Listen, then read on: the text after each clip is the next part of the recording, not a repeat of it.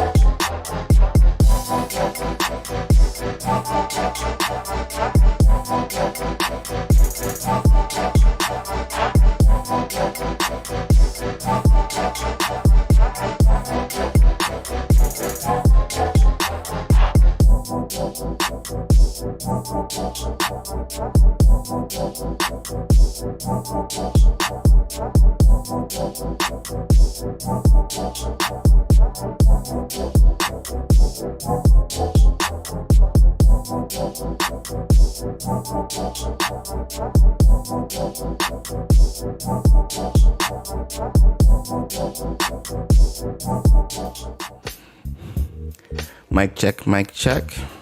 Mic check, mic check. Mic check, mic check. Mic check, mic check. Turn it down a little bit.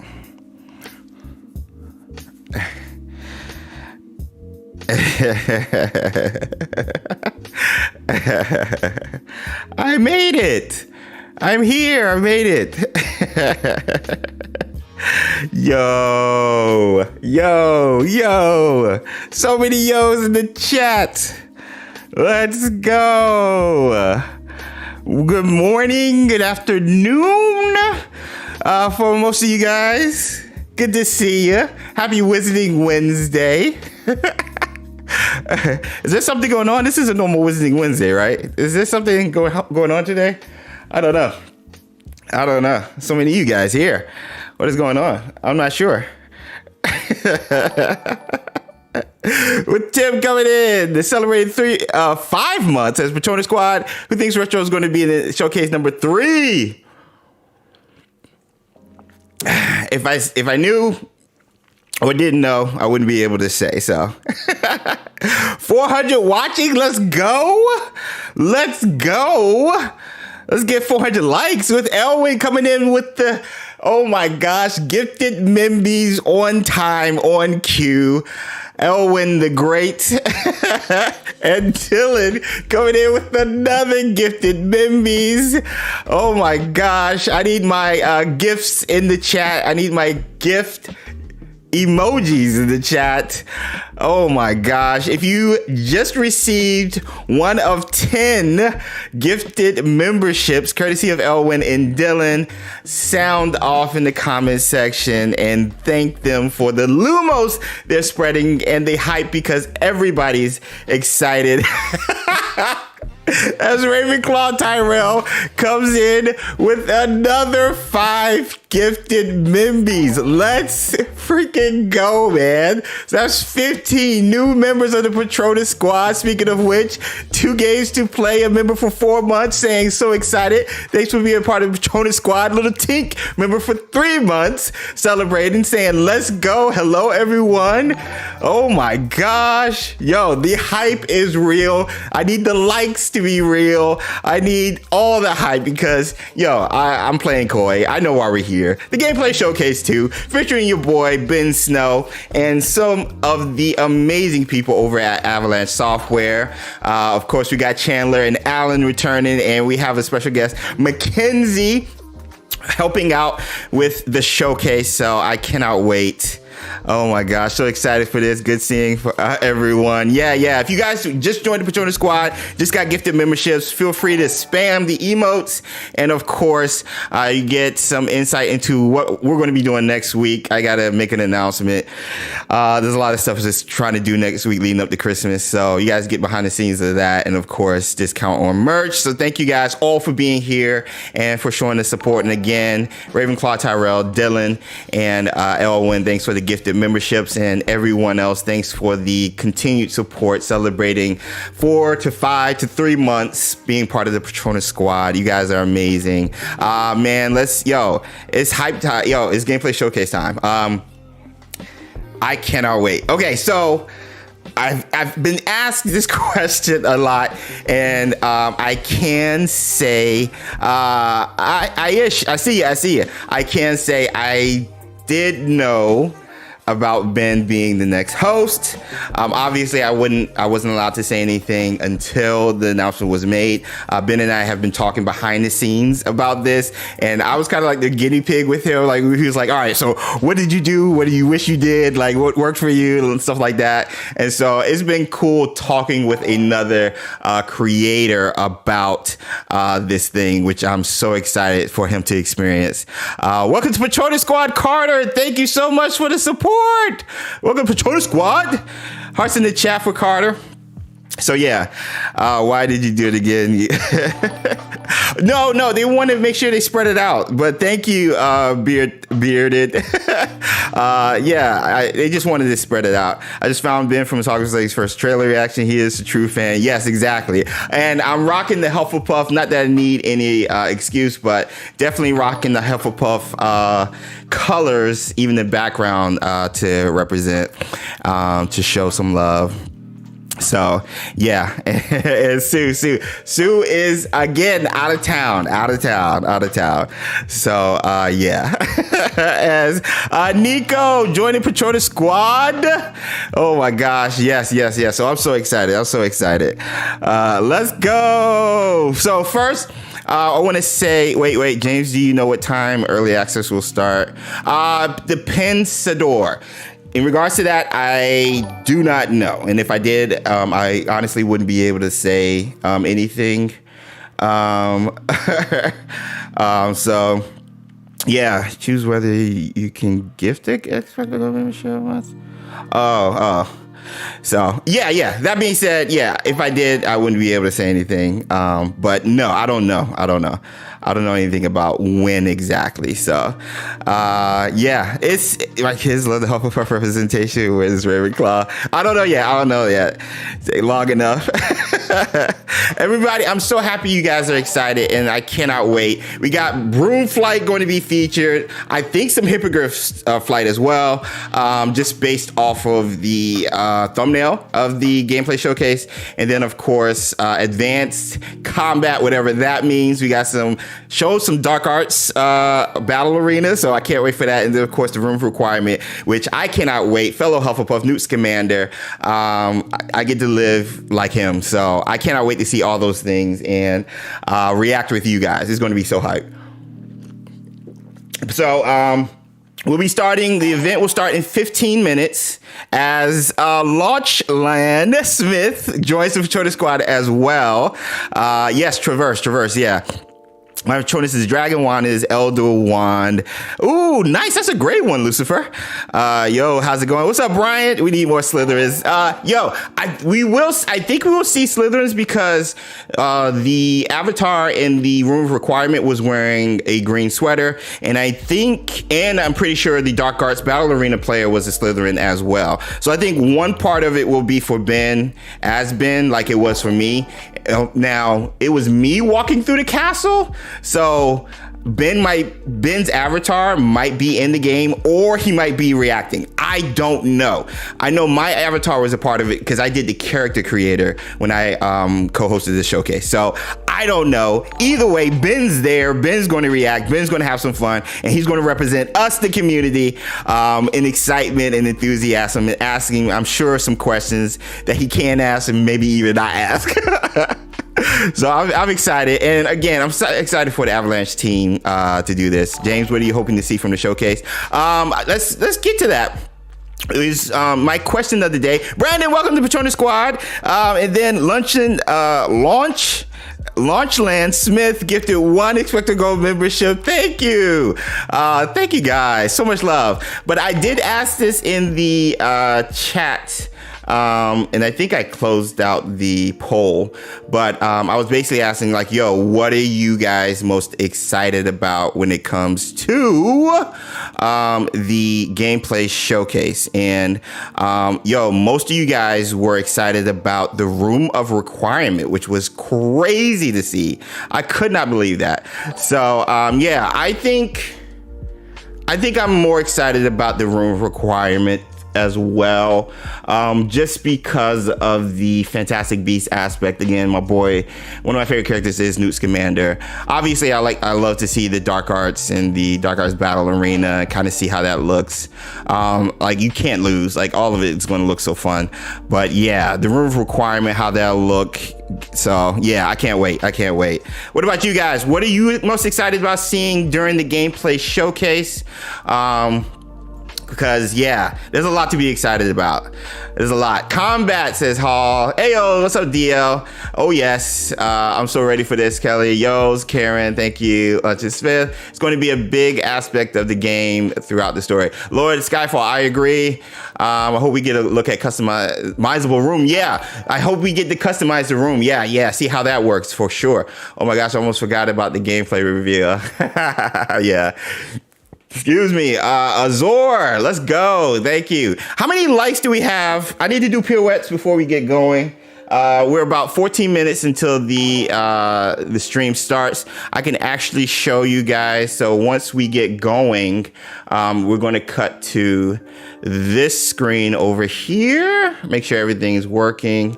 So yeah, so once we get to like the 5-minute mark and the countdown begins, we're gonna come here and react and have some fun. So yeah, I can't wait as we go back. Just hello. Yo, what's going? My theory cousin is pointing out the Hogwarts sticker on my laptop. We got 270 likes. Yo, let's get 300. And I'll do 2 pirouettes early, and then I'll do 1 more pirouette later on near the end, because of course we're going to be breaking this down. Like, as soon as the thing ends, we're going to be breaking this down. So yeah, and again, be sure to show some love to Benjamin Snow. I'm so happy for him. I'm so happy. Again, representing Hufflepuffs, but also he's just a ball of energy and a true fan, and I'm so happy. I cannot wait. I cannot wait to see his reaction.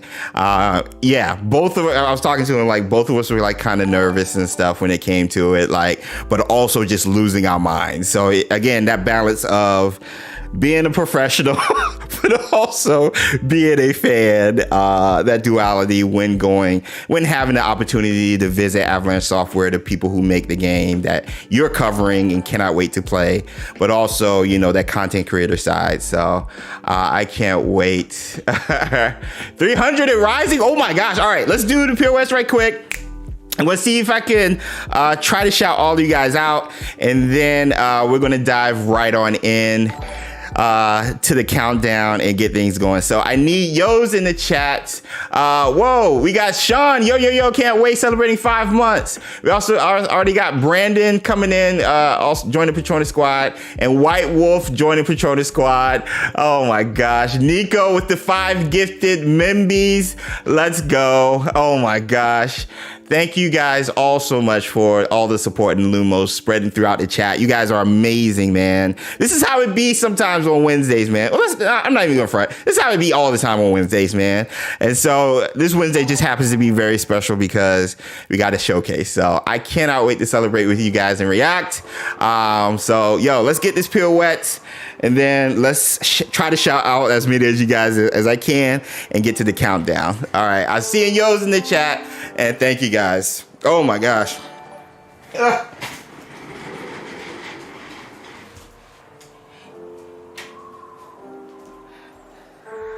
Let's this up a bit.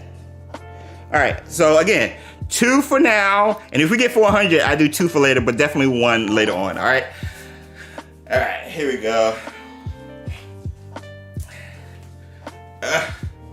Here we go. 1, 2, boom. 2 pirouettes. Let's go. And for those of you guys new, I do pirouettes every time we get 100 likes. It's just something I started way back during playing Wizards Unite during our live stream. So yeah, Raven, no, you're the best. And be sure to, there's so many streams going on right now. Ben is watching. Yo, Ben, if you're watching this, Ben, get hyped. Don't be nervous. he has a special announcement for you guys coming later this week. So I can't wait for him to share that as well. But yeah, Ben, XpectoGO crew, show some love to Ben and he yells in the chat. Yo, man, I'm so excited, man. We need to talk later on. We need to talk more about this thing when you're not editing. Oh my gosh. Thank you guys. That's just a snow disturbance in the forest. Oh my gosh.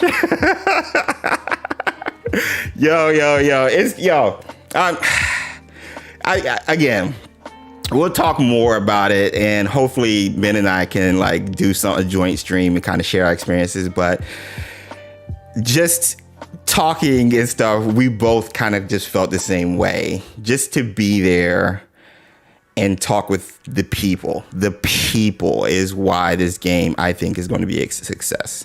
The people behind it. Yes, delays were announced yesterday, and there were some decisions that you're just like, why did they do A, B, and C in regards to pre-orders for the old gen and, Switch and stuff like that. But when it comes to the handling of the development of the game, this game has been in great hands. Just talking to the devs. So I cannot wait. Martin, welcome to Patronus Squad. Thank you for the support. And then Tater, celebrating 1 month. Ben, when was your footage film? He probably won't be able to say that because I wasn't allowed to. He probably won't be able to say, that. Sophie L, what's good? Hello, what's up, Walmus? What's good, buddy? What's up, good? What's up, Martin? Oh my gosh, I'm so thirsty. Oh my gosh, I'm happy it went. Yes, it is gold. It is gold for PS5, PC, and everything. So let me try to shout you guys out right quick before we got 7 minutes. All right. Let me see if I can do this in 3. Let's see if I can do this in 3, chat. All right, so like we do all the time, if you're watching this on replay, thank you so much. But I want to shout out everybody live. As Gabrielle comes in celebrating 5 months. Hello. Did you know about Ben being next host, also 5 months in? I did know. I can't say I did know. I can't share that. I couldn't say anything about it, obviously, until it was announced. But yes, I did know. Again, Ben can tell you. This will unfortunately be my last live Wednesday when work schedule is changing next week. I'll be on the replay squad and Discord, but we'll miss live with you. Chris Huff and Puff, thank you for the super chat. I need my Nifflers in the chat, and we will miss you, but we will try and shout you out on Wednesdays because you have been a bright light during the stream, so we will miss you. And glad you're here nonetheless. All right, let's see if I can say hi to everybody right quick.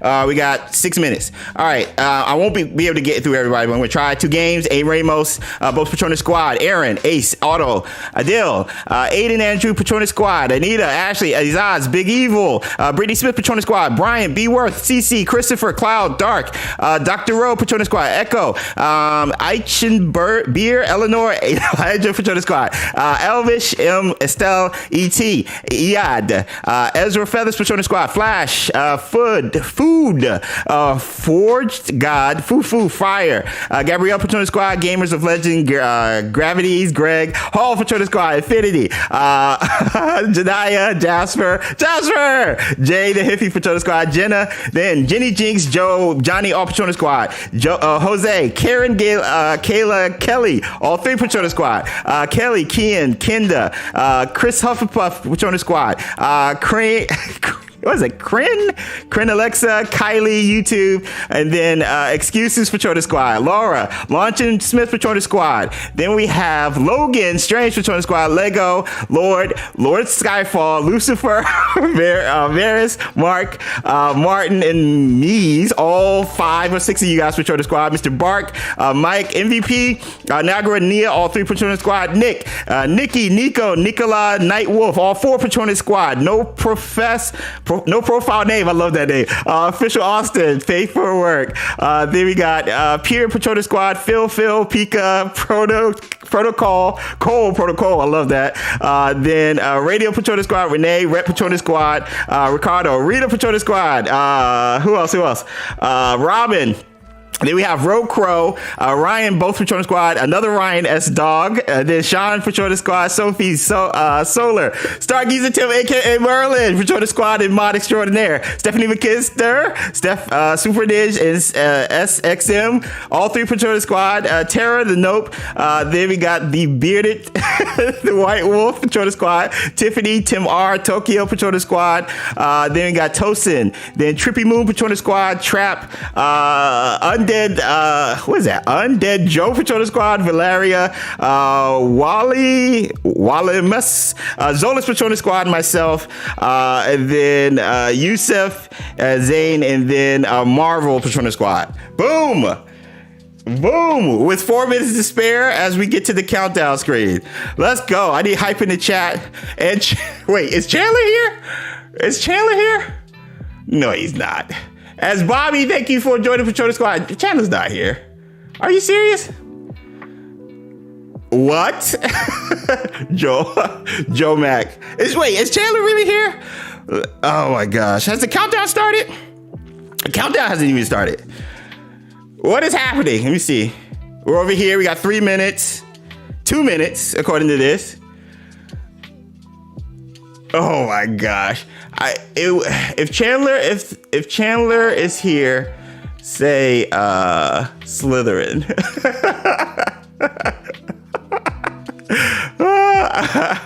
Chandler is a mod, just so I can know, because there was people posing as him. So the real Chandler is a mod. Let me see. So excited. Thanks for the what is that? $1.99 super chat. So excited. Thank you. Geeky Nerd celebrated 2 months. Let's go. Congrats to Vin. Almost time. Let's go. You guys on the other side. Yeah. See you, Replay Squad. Let's go. Okay, yeah, it's Chandler.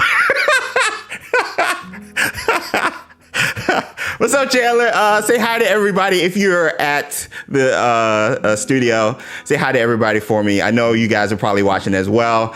Yeah, Chandler. Shout out to Chandler, Eric, everybody who's been the point man for myself and Ben in regards to just organizing, getting us out there and the host. A lot of duties. I'm glad to see them with the game gold and stuff. So yeah, appreciate you guys and all you do for the community. Love you guys. But yo, hype in the chat. Let's get some emotes in the chat. Your house represent, show all of that. We're down to a minute left, 60 seconds. It's about to go down. Let me make sure to cut off the music here. Get the volume up to 11. And I can't make this big yet. And we're going to react. So I'm so excited. I get to experience this with you guys this time instead of knowing what to see. So yeah, I hope I'm not yelling too loud into the mic. So as Valeria joins Patronus Squad, thank you so much for the support, you guys. Oh my gosh. I'm so hyped. Hey, Ramos. Yes, we got some Hufflepuffs. Yo, there's been a lot of representation in here. A lot of more Hufflepuffs and stuff. Hello from Australia, Launchland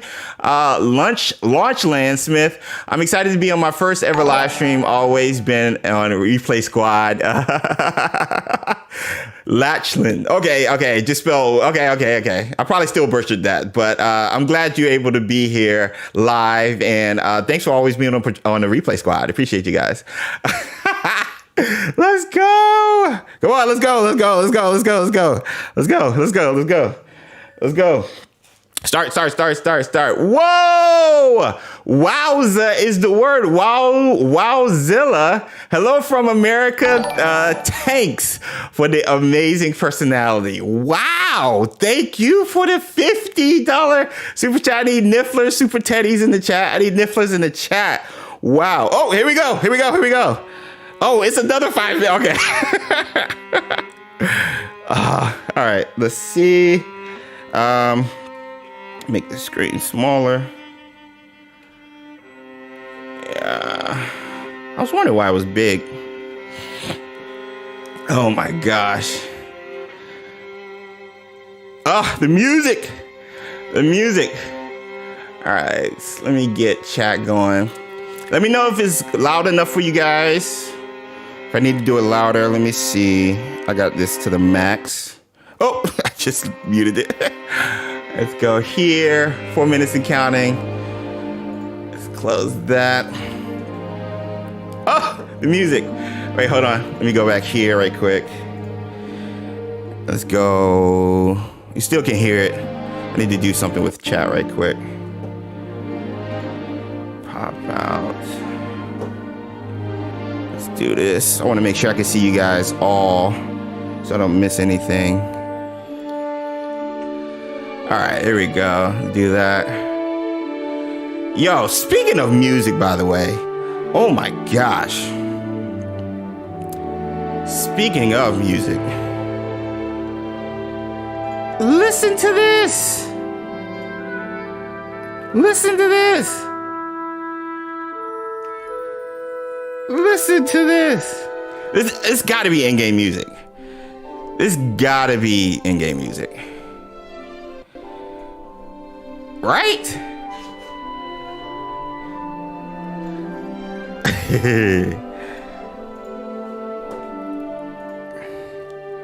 Then let me get pop out. Go here. Hold on, I'm doing some behind the scenes stuff right quick. Hold on. So then it's doing that too. Okay. All right, let's switch. Music is perfect, right? Right? Soundtrack is so good. Yeah. I was so hyped when they dropped the behind the scenes. Oh my gosh. I love documentaries anyway.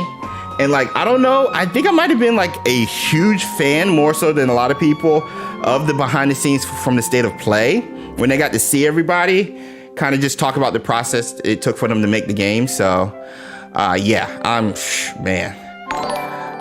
Thank you for joining Patronus Squad, Nias. I'm probably pronouncing that wrong, but thank you. Oh my gosh. 1 minute. Question chat. How many gasp is Ben going to make during the stream? How many of those do you think we will get? over under 25. Over under 25, chat. I need to know. What do you think? Over under 25.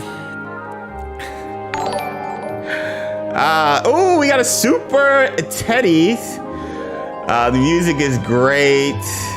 Sounds like Hogwarts. Oh, yo, so true. Wait, let me go here. Turn off. Let's go. 1 minute. 1 minute. There's a lot of overs. There's a lot of overs. I don't think I've seen any unders. Like 50. Oh my gosh. Yo, thank you. I think there's like 700 of you guys here. Thank you all for being here. Be sure to show some love to Ben as well. And make sure you smash the like button. Let's see if we can get over 400 or 500 likes here. For sure. Oh my gosh. Yo, there's so many overs. Oh my gosh, there's so many overs. All right, 30 seconds. Who's gonna count down? 24. There's 50. Yeah, who's gonna keep track, by the way? Who's keeping track? Hey, Savion. Love the music. Agree, geeky nerds. You're an excitable man. Thank you, Rocro. Good to see you last night.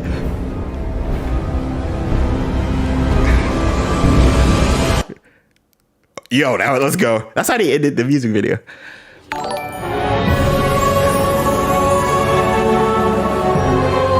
Let's go.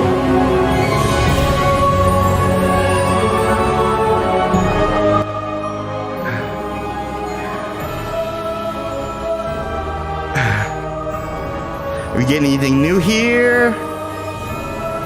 Nothing new. You're awesome. You're awesome. EG Gaming. You're awesome.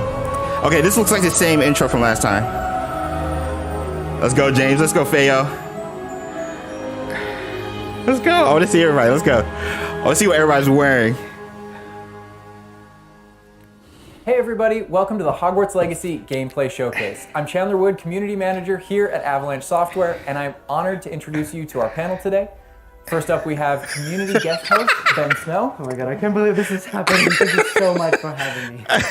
And from the Avalanche team, we have Game Director Alan Chu. Let's go, Vin. And Systems Designer Mackenzie Toner. Hi. And finally, just off screen capturing gameplay for us, Andrew Corum.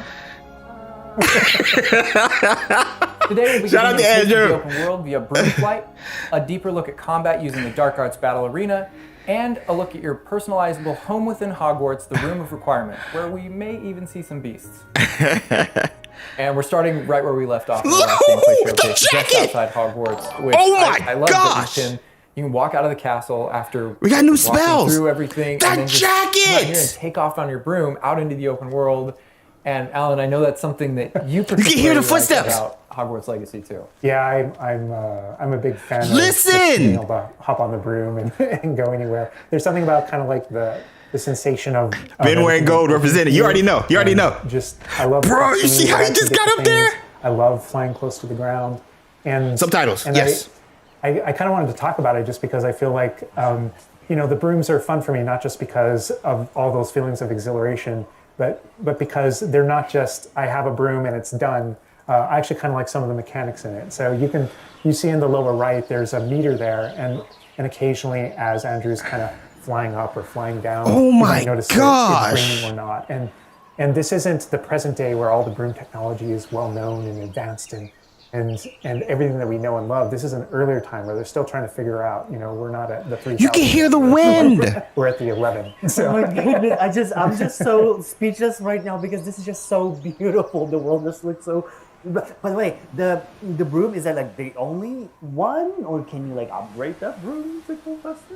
Yeah, so we have We're over water. shop in Hogsmeade, actually a broom shop. And so that sells a variety of different brooms. And it was important to us that the player could customize themselves. based on their Listen to the aesthetic. So they're wind. purely cosmetic, but if you talk to the shopkeep and help him out, he'll actually sell upgrades. Dueling feats. yeah, Complete the those battle. upgrades will make it so that where normally the broom, you can only fly, you can only go at max Robe speed. mechanics. Turbo meter down there. You can only go at max speed without the meter going down, kind of closer to the ground. And as you raise into the air, you'll notice the meter drop. And so those upgrades will allow you to increase that distance from the ground.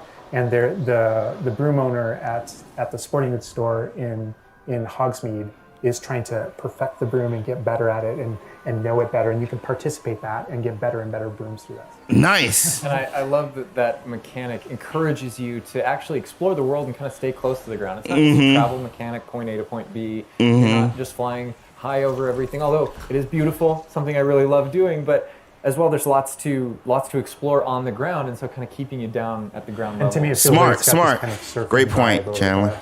Oh my god, like I'm just like I want to snatch the controller from Andrew right now because we're gonna go to that mountain shop, we're going to that forest, into that hamlet, or Oh, there's that tower. how it's called. I think that's what it is. No, it's awesome.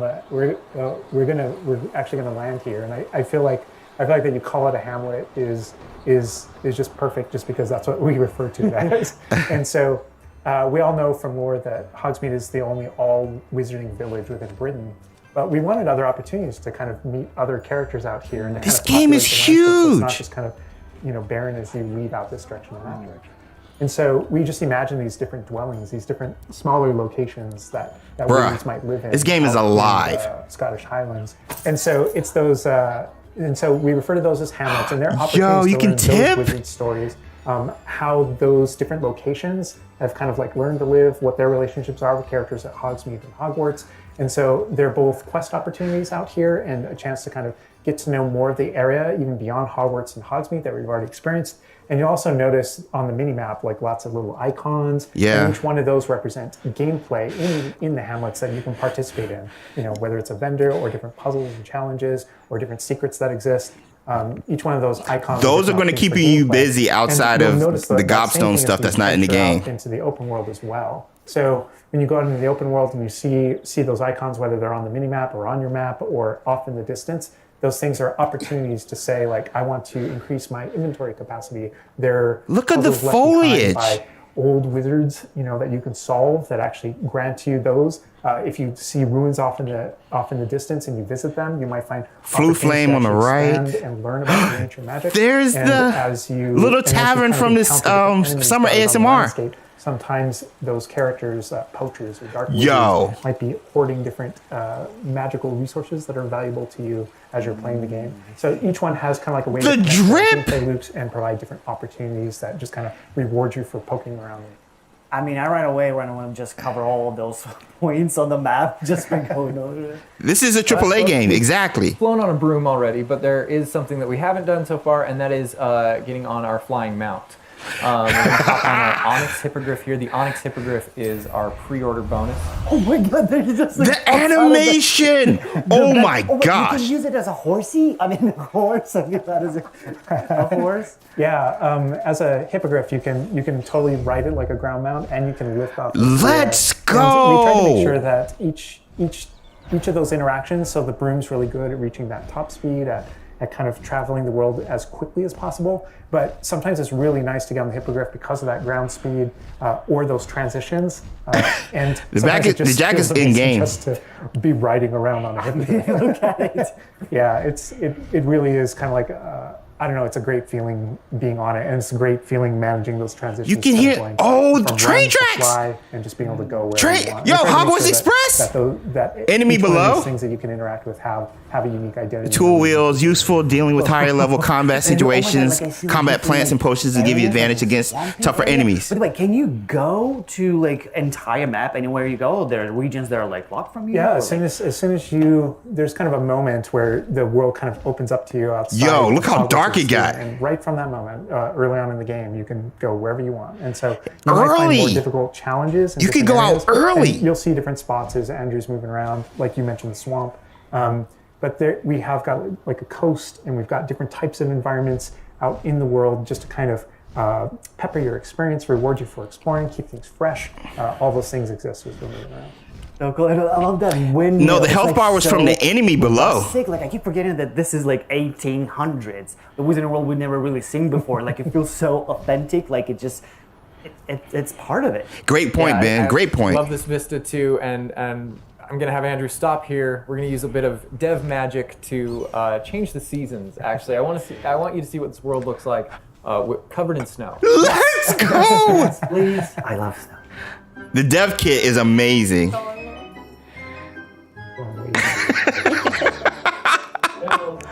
They're idiots. Oh my gosh. Oh my god. This is so beautiful. Oh my goodness. This is so pretty. Okay, it looks so realistic. Oh my god, it changes the landscape like completely. Completely, yes. Oh my god. Does it have like actual like gameplay impact? Like impact on the gameplay? Or Good question. Just the weather? Good question. Yeah, we really use it as a narrative marker through the game. So as you're progressing through your main storyline, the season would change. To kind of like have those moments that kind of felt like when you're reading the books or watching the movies where there's a gas, exactly. And now the landscape exactly, Hall. And you're really feeling that passage of time while you're a student, going through those balloons. Hogwarts. And I think we wanted to duplicate that. And for me, it's really fun that it's not just on the outside, which I agree. I think it looked really beautiful. But within the school as well. So there are moments like when it reaches certain holidays or things like that, where Hogsmeade reacts to holidays. What was that noise? And the school reacts to holidays, and you see the decorations around those environments change. That really helped just kind of make me feel like I'm there. Right. Yeah. And it's not just dueling challenges keep popping up. Those kind of vibe things. Like we have a day-night cycle, and that day-night cycle, even though similarly, like it's largely about vibe when you go into Hogsmeade and you can hear around the school. You'll notice it kind of dies down and quiets down just when there's just candlelight and students kind of. Bruh, this game, man. But in that day-night cycle, game of the year. I don't care what anybody does next year. Collect them, or whether or not you can interact. Oh my gosh! A little bit restricted by the day-night cycle. Yo, you could do this all day and not even do a quest. Really high up on the Hippogriff, and we're just looking at this. Look at Hogwarts in Hogwarts the distance. It's just absolutely beautiful. It's part of what I love most about flying around in this game, whether it's on a Hippogriff or on the Broom. No, I mean, you talk about going anywhere and things that you can see in the distance, and that's one of my. Year. That is a great point. No matter, year. I play this so much, but I still can't get over the fact that I can see Hogwarts out there. Whomping Willow shouldn't be in the game. All of the things inside of it, the classrooms, the students, the professors, all the places I can go. I can just fly my Hippogriff, land in the courtyard, enter the front doors, and just walk, to the library, to class, or to the greenhouse, or to my common room. That it's all. Look at the animals. What was that? Was those wolves? One space is still exciting to me after all. I mean, I'm I'm speechless right now. It's just absolutely beautiful. It's just, oh my God. As much as we want to spend a lot more time out here just flying around, experiencing the world. Look at this. I think this is a great opportunity to switch over to combat. And last time we gave you kind of an intro to combat. This time we're going to really go a lot more of a deep dive on using the Dark Arts Battle Arena, which is part of our deluxe edition. Okay. Right, Andrew's got us in the Forbidden Forest. Look at the mask. The Dark Arts Battle Arena is. Which is part of the Deluxe and Digital Deluxe Edition. I love the way that the Dark Arts Battle Arena is actually part of the world. It's integrated into the world, so your experience is more immersive than just choosing an option from the main menu of the game or something like that. Yo, the drip in this is going to be so legit. The drip, leaping toadstools. Dark Arts cosmetic set, and here he's pulling out the Theft Ray, which is part of that Dark Arts pack from the Deluxe and Digital Deluxe Edition. So we're going full Dark Arts here. That's my Patronus! But I like this battle arena. It is a great place I'm gonna cry. Really combat. Oh my gosh. Interesting abilities for you and allows you to my really play around gosh. with, combat in my deep way. gosh. And is this like the only arena like this in the game where you can practice? Yeah, so in the base game we have 2 combat arenas normally. Why am I so emotional? Oh my gosh. Each of the combat arenas are an opportunity to kind of just go through a difficult combat This challenge. is the best role. In order to earn a different cosmetic for your character and add that to your collection.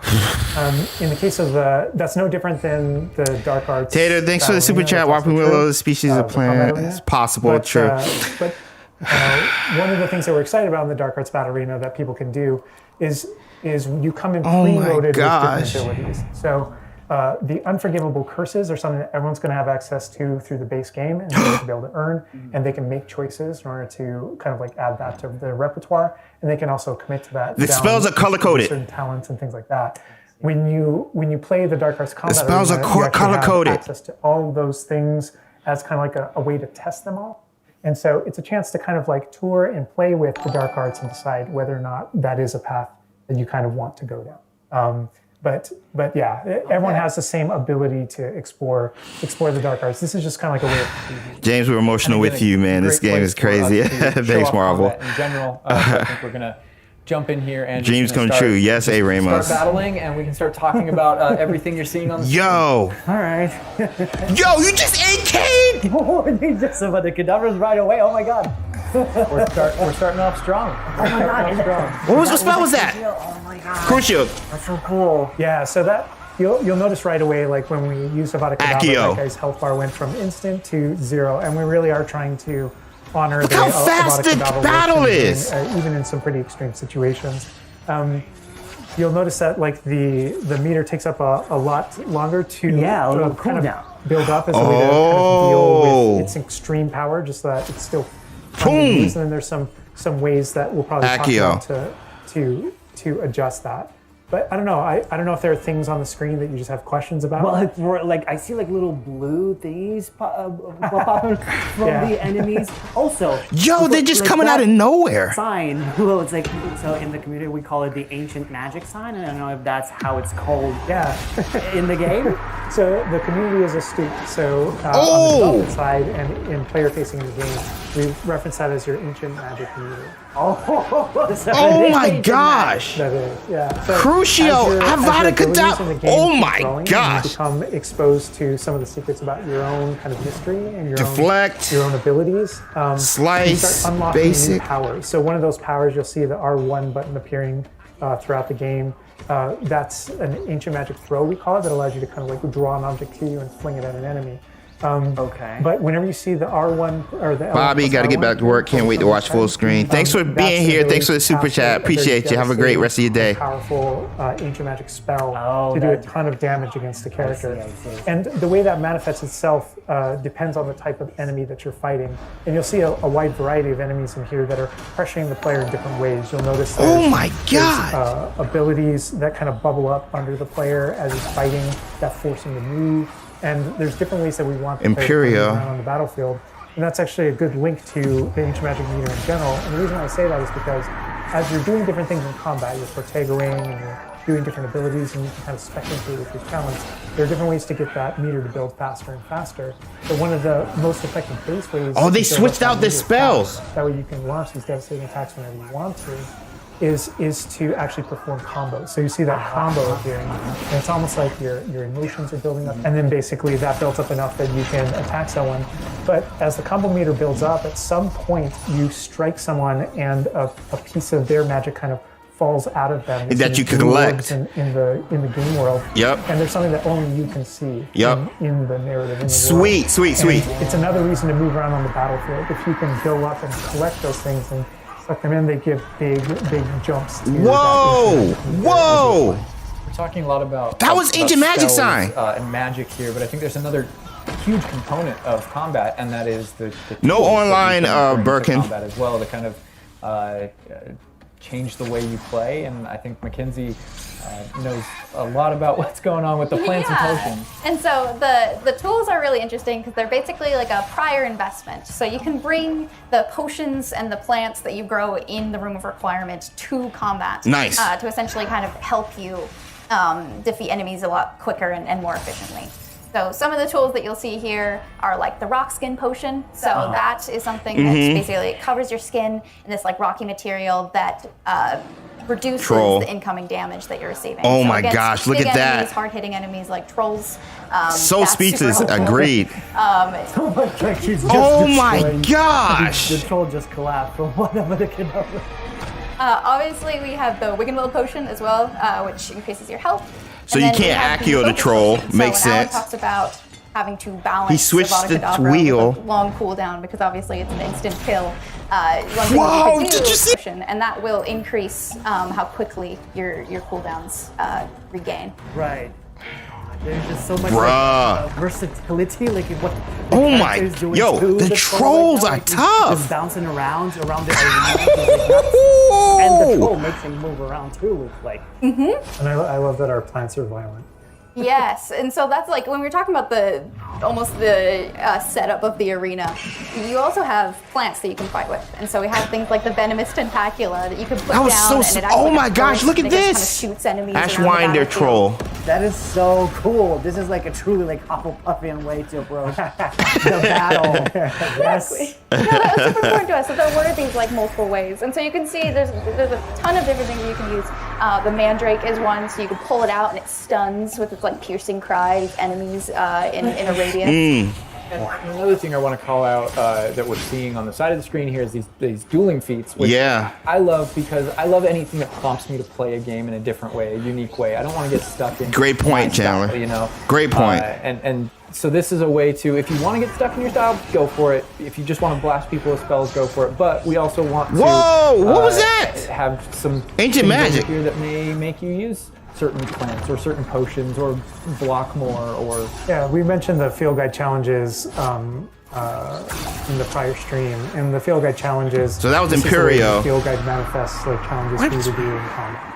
And exactly to your point, we just wanted a way to encourage players to explore the different systems. To Easy help mode for them sure. decide, just kind of practice with them. Yo, and this explore game what is they wanna do, fast. because there really are so many different ways that you can push talents. Square, break free. The green X's on characters. That's right. And that's kind of through your talents, you can unlock this kind of cursing mechanic that sort of like links the fates of these different characters on the battlefield.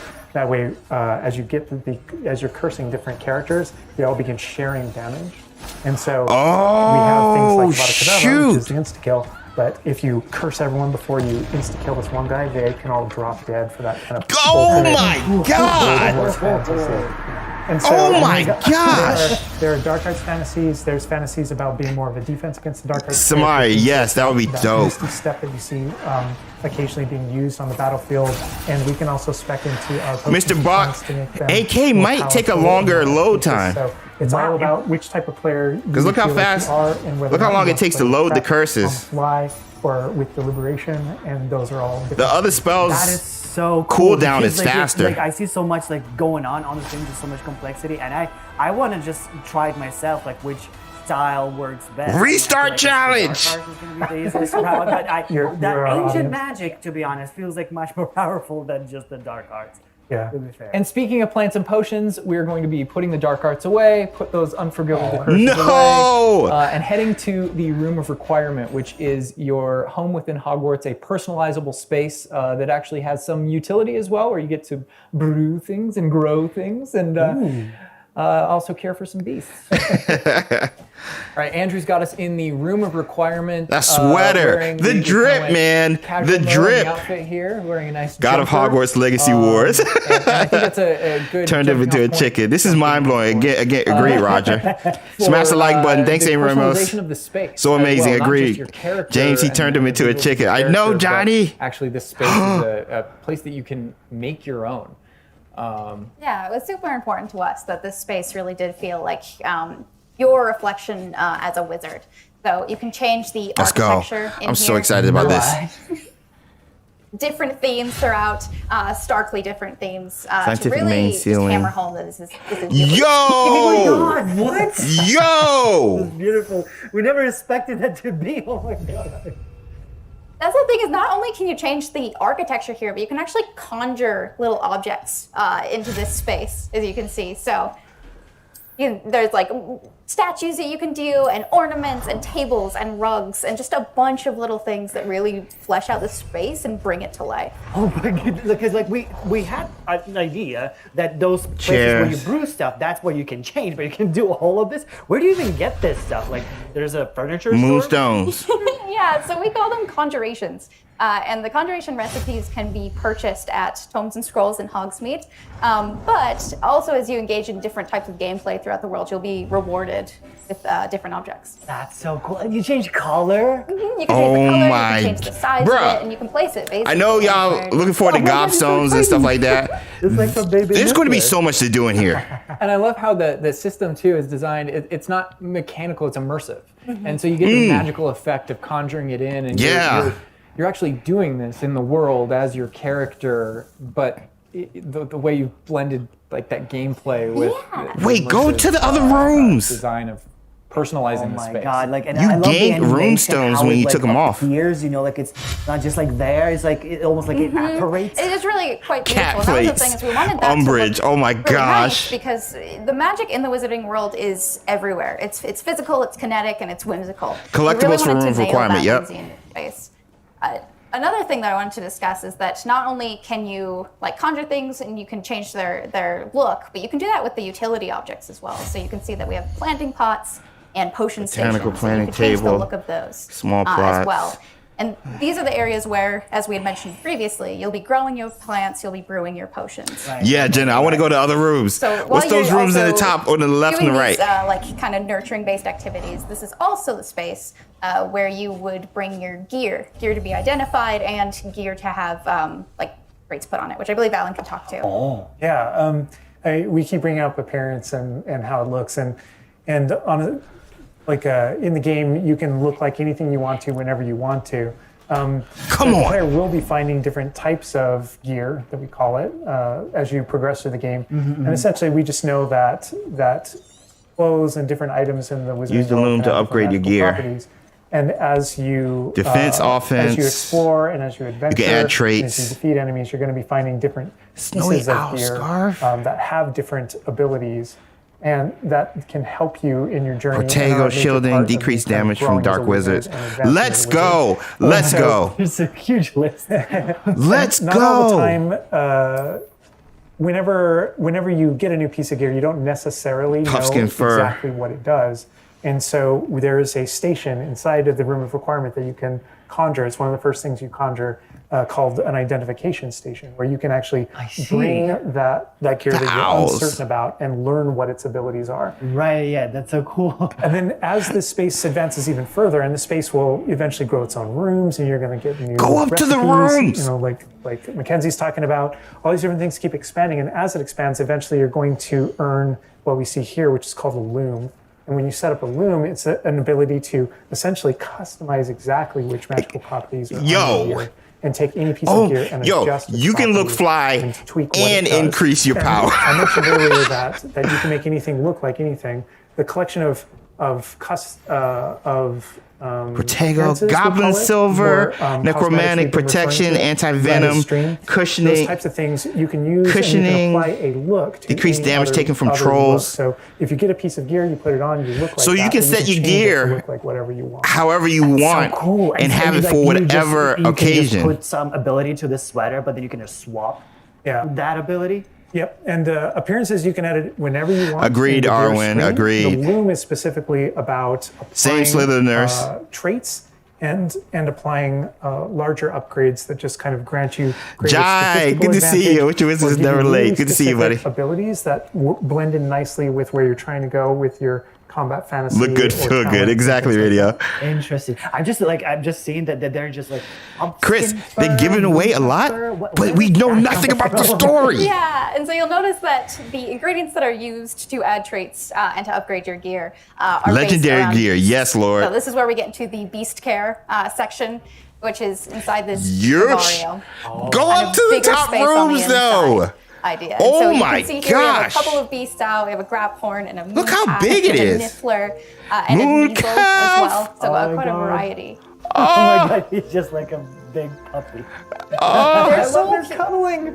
Oh my god, they're together. Oh, that's so cute. They're adorable. And so part of beast care is petting Beast them care, as well, okay. but feeding them too. And so once you Petting do them, those things, feeding that's them. when they feel safe enough that they'll give you their magical ingredients. So mooncalf fur, niffler Fertilizer? etc. That can then be used. Wait, Mooncalf fur? That is like so like intuitive because like you know that The makes sense because when you niffler! touch the animals you get some fur leftovers. That's so.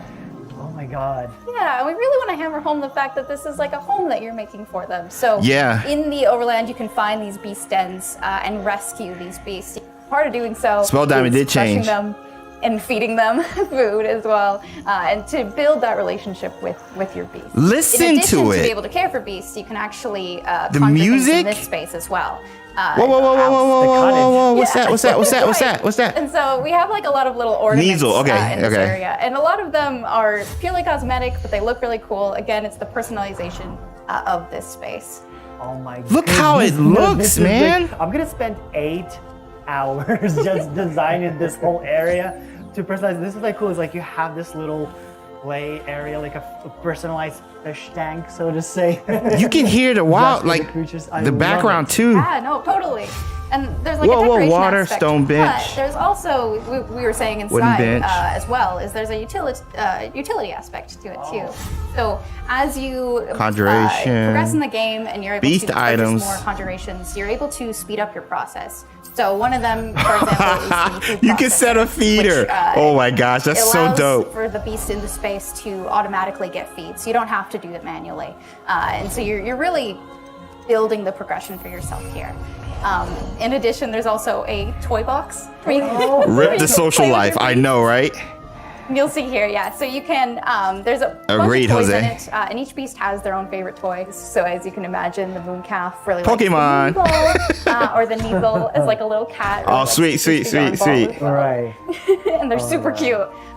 Oh my god. Watching them, it's so cute. The Yo. big thing we really wanted to hammer home is that the world is a dangerous place. And so by going and rescuing these beasts and bringing them back here and caring for them, you're really helping them out. There's poachers in the overland who hunt these beasts for their material. So instead, you're Chris, caring for seriously, them, I'm gonna giving them a cry. home.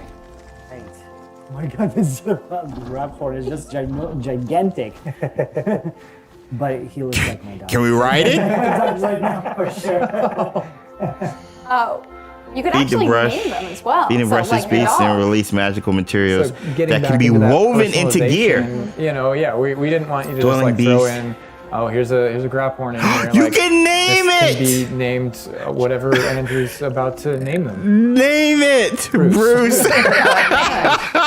We've created this Everyone little large nice mountain. space. and you can get additional vivariums, correct? To different kind of Oh my gosh. aesthetics and looks to. I'm gonna need help where with you- names for my beasts, y'all. Your beasts and caring for them. I'm taking all Progression is a big suggestions. part of this space as well. So as you Heather progress through the Bush. story, you will unlock more vivariums. So as you Need can a see, new this graphics one's card quite ASAP, right, meta-themed, Martin? Big, open, bright. But there's other ones, say like a swamp that you might encounter. And it's really Maris a saying visual Poppy and I are effect gonna be to, great and friends. more space for your people. Infinity, so it's agree. like This is those- awesome. So when we're inside the room requirement, there's like on the left, there's that moon glow from one entrance and then some shrubbery going Yes! on in the right. What is What that? you're talking about? Yep, that's exactly it. Ah, oh, you put trees in here too. Oh my goodness. And another thing with the beast care that I think is great, tying back to this same kind of thing that you did with like the broom, where the broom is not just a method of travel; it's actually built in. James Jr. integrated with the for all world. of them. In the same way, like beast care isn't just this added element. You're not just throwing it on top. Yes! There's really this, Stephanie like, McKinster! narrative and integration Name my to- beast after the Patronus everything Squad happens. members. So Progress Yes! to the mission. Yes! Expand the space. As you earn resources, you'll Such go a in great hard idea. teams and use them to unlock the gameplay here. And Cindy's unlock definitely new a mooncalf. configurations and different things to play around with in the open world. It's in those different environments, like the different combat and conflicts and bandit camps. No online and different things Decorsi. like that exist in the overland. Those things are what hold recipes that exist in the loom. So all these things have a way of connecting.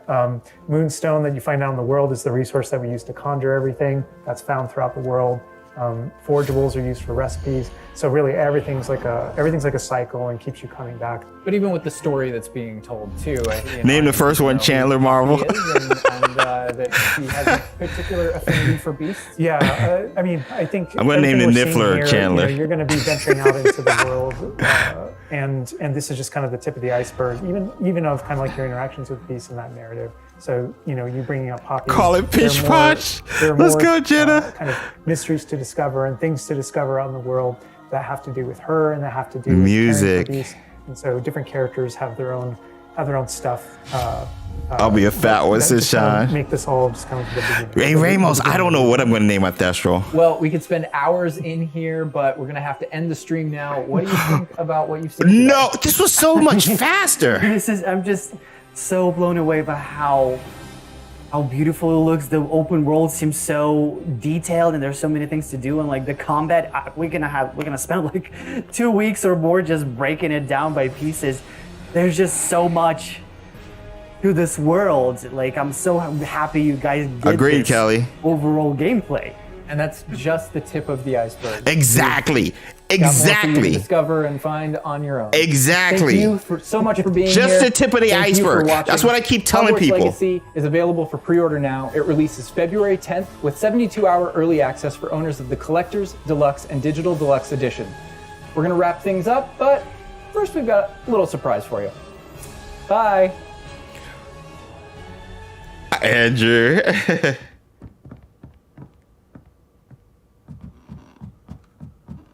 We're going upstairs.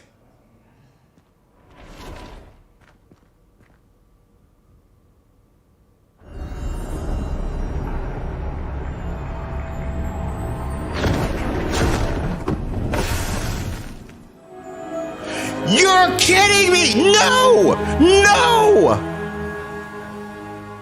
No!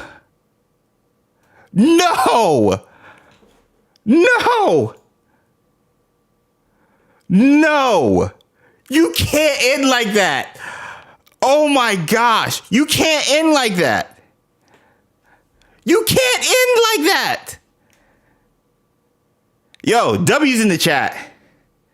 Hey James, look forward to speaking with you Yes, Wizarding World Podcast. For those of you guys unaware, I'm going to be on Wizarding World Podcast this Saturday. Talking all things Hogwarts Legacy. We got a lot to talk about. I cannot wait. Thanks for the super chat. So be sure to support them, show them some love on all the places you can listen to podcasts. Oh my gosh. No, that's not Tom Riddle's diary. What was that? What was that? Yo, chat, what was that? What was that, chat? Gifted 10 members? Martin gifted 10 XpectoGO memberships. Oh my gosh. 10, we got 2. I can't even talk. We got 10 new cats joining the Patronus Squad. What in the world? Oh, all right. I gotta go to Twitter right now.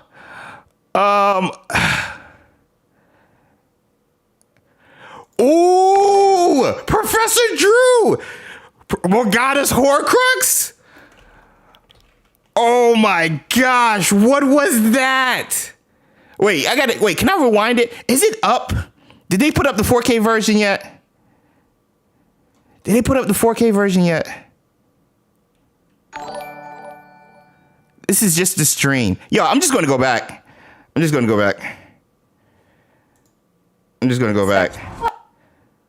No, you can't end on that. in here. They just did. Got more for you to discover. Early access for owners of the Collector's, Deluxe, and Digital Deluxe Edition. Is it the Book of Merlin? Is it the Book of... Yo, is it Merlin? Is it Merlin? We're going to wrap things up, but first we've got a little surprise for you. Is it Merlin? Bye. You can't do this to me. All right. No, this is the headmaster's office. This is the headmaster's office. This is not a room requirement at all. This is the headmaster's office. This looks like upstairs. The room. This looks like Dumbledore's on. This looks like the headmaster's office. They're not showing us what's over here.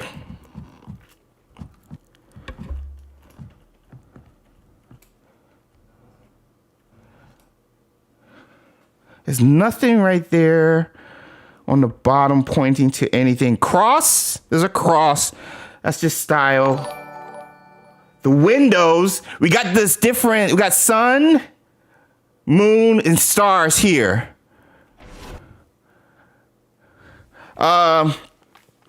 Super chat, Carlos. What in the world was that, James? I know. I'm trying to figure it out.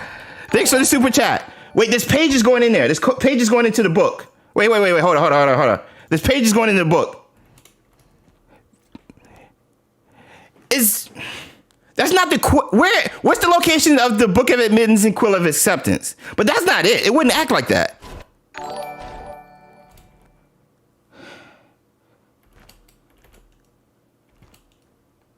Pages are going in. I can't see the book. Bruh, that's the collector's edition book. You're not telling me nothing. That's the collector's edition book. Use cutscene.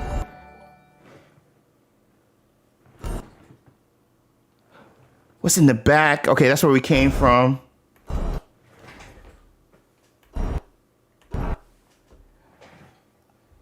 I don't see anything underneath. Why is he looking around? Oh, he's feeling it. Wizarding World Podcast. I completely agree. What was that? Also, I'm not sure you joined code, so I'll send everything. Okay. Thanks. James, Twitter. What's Twitter saying? If you guys figure something out, tag me. Merlin. What am I looking for on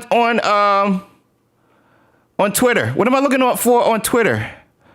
Let me see. 4K version is up. So the 4K version is up. That's nice. Thank you. And that's our show. 4K version is now available. Just open the stream for a second. Shot headmaster's office. Exactly. What am I looking for on Twitter? I'm going back to this page. 2 games to play. Maybe it's Codex pages you collect throughout the world. Codex. If you think it's a book of Merlin, drop Merlin in the chat. Yo, I need my Merlins in the chat. I need Merlins in the chat. If you think it. Thanks, Steph. 4K version is not available. I don't care about that right now. I'm going to go 4K.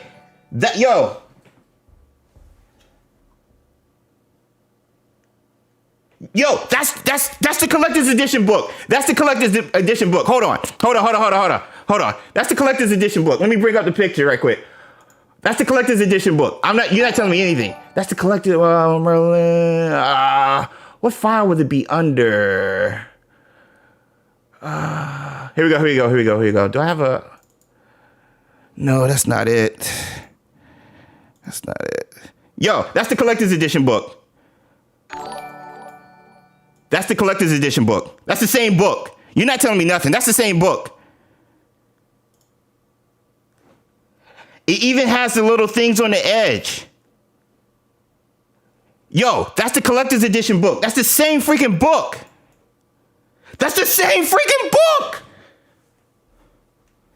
Oh my gosh. What does it mean? They are killing me right now. Oh my gosh. Yo, I'm dying on this hill. I will die on this hill. That is Merlin. Why is it in the head? Wasn't his book in the headmaster's office? On the Pottermore quiz. Wasn't his book located in the headmaster's office? An old ancient book. Oh my gosh. I told you guys the collector's edition book. Yo, the collector's edition wand is Merlin's. Oh my, the ancient magic wand is Merlin's.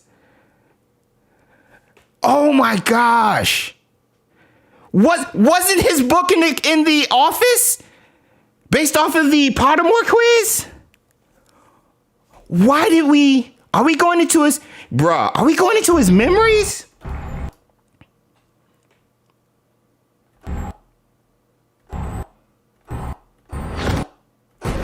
Oh, yo.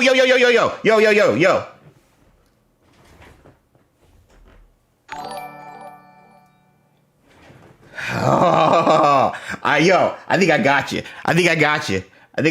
Chandler. I think I got you. You're not hiding from me.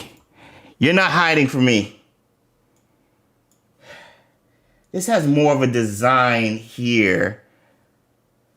Yo, you're not hiding. It shows the cover over here. Why am I looking down like I'm going to be able to see something underneath? It shows the cover right here. No, go back. Bruh. Merlin's memory is 100%, Jenna. Wait for it to close. Yeah, that's it. No, that was it right there. That's it. You see the ring on the outside.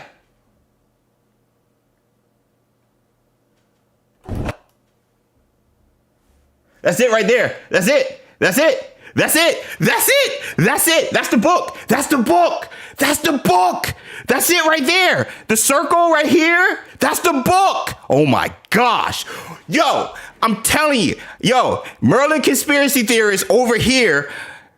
No shame over here. I'll take my rewards at the door. I've been calling this. Yo, that's Merlin. I don't care. That's Merlin. And we're going to find his wand later on. I will take my reward at the door. I've been called this. Yo, why are we in the book though? Oh my gosh. Why are we in the book though? So is he... That's Merlin. Oh my. Why?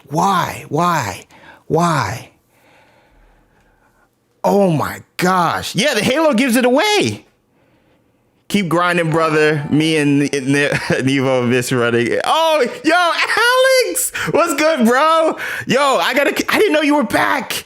Yo, text me tomorrow. Oh, appreciate the super chat. Is that the map room? No. I think the map room is in a totally different the book might take us to that place though. The book might take us to the map room though. The book might take us to oh my gosh.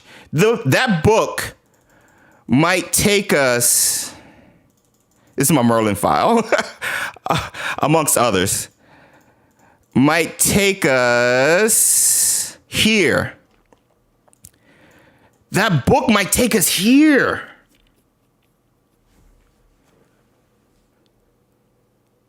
Maybe that's why the headmaster was looking for the MC. We're gonna use Merlin's book as a Horcrux. Yo. Oh wait, who else is no longer alive? Oh my gosh. I'm glad I wasn't at this one. I'm glad I wasn't at the second one. They would have to kick me out of Avalanche software. I'm like, no, rewind that right now. They would have to kick me out. Oh my gosh. If I saw this live while we were recording, there's no way I'd be able to function. There's no way. Oh my gosh. It's a port key. True, Lucia. That's a great point. A port key. The sound effects was the same as a port key. Great call. Great call. Let me see the sound. The sound effects is the same as a port key. It just functions different. It was slower. That's slower. Yo, if you look inside here too. Oh, yo, the inside of the page. Wait. Let me go to my Morgana folder. Yo, the inside. Wait. Hold on.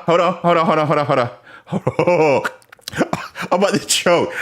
Yo, that's the inside of the page right there. That's the page right there. That's the page right there. That's the page. That's the page right there. I'm sorry. I'm getting super chats. I'm sorry. I'm not reading you guys. James, we are meeting Merlin, our mentor and ancestor, and his memories. And I need to figure out how to play as him. I believe it's Sean Harris. Tater, we need a story trailer next for real. It's been too long. Yes. Replay squad got to go. Thanks, Jay. This is next level. You're not functioning there. I'm not. I was going to do a breakdown of the whole thing. Right now, this is priority. This is priority. It's Morgana. This is the page. This is that right here. This is that right there. This is that right there. Oh my gosh. Yeah, I don't think it's important. I think it's dark magic. Why? That's Merlin's.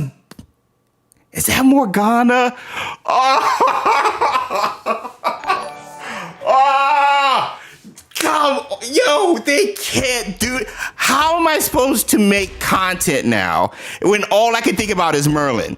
There's 30 minutes of just new gameplay, and all I care about is Merlin right now. I can't think. I can't function right now. Oh my gosh. Brocky, thank you. Welcome to Patrona Squad. I'm missing so much. I'm going to pre-order this.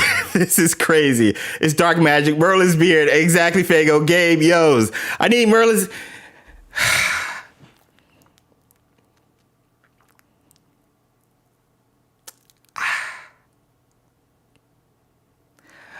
I'm so happy. I'm so happy. I'm so happy. I'm so happy. I'm so freaking happy, man. Not because I'm right, because I am right, but this game. I don't care. Yo, I don't care if I get another subscriber. I don't care if I get views. I'm going to play the mess out of this game. Do some tips along the way. I'm just going to stream this game and just react. I don't care about tips. Oh my gosh. Oh my gosh. Oh my gosh. Where's Chandler? I have questions, Chandler.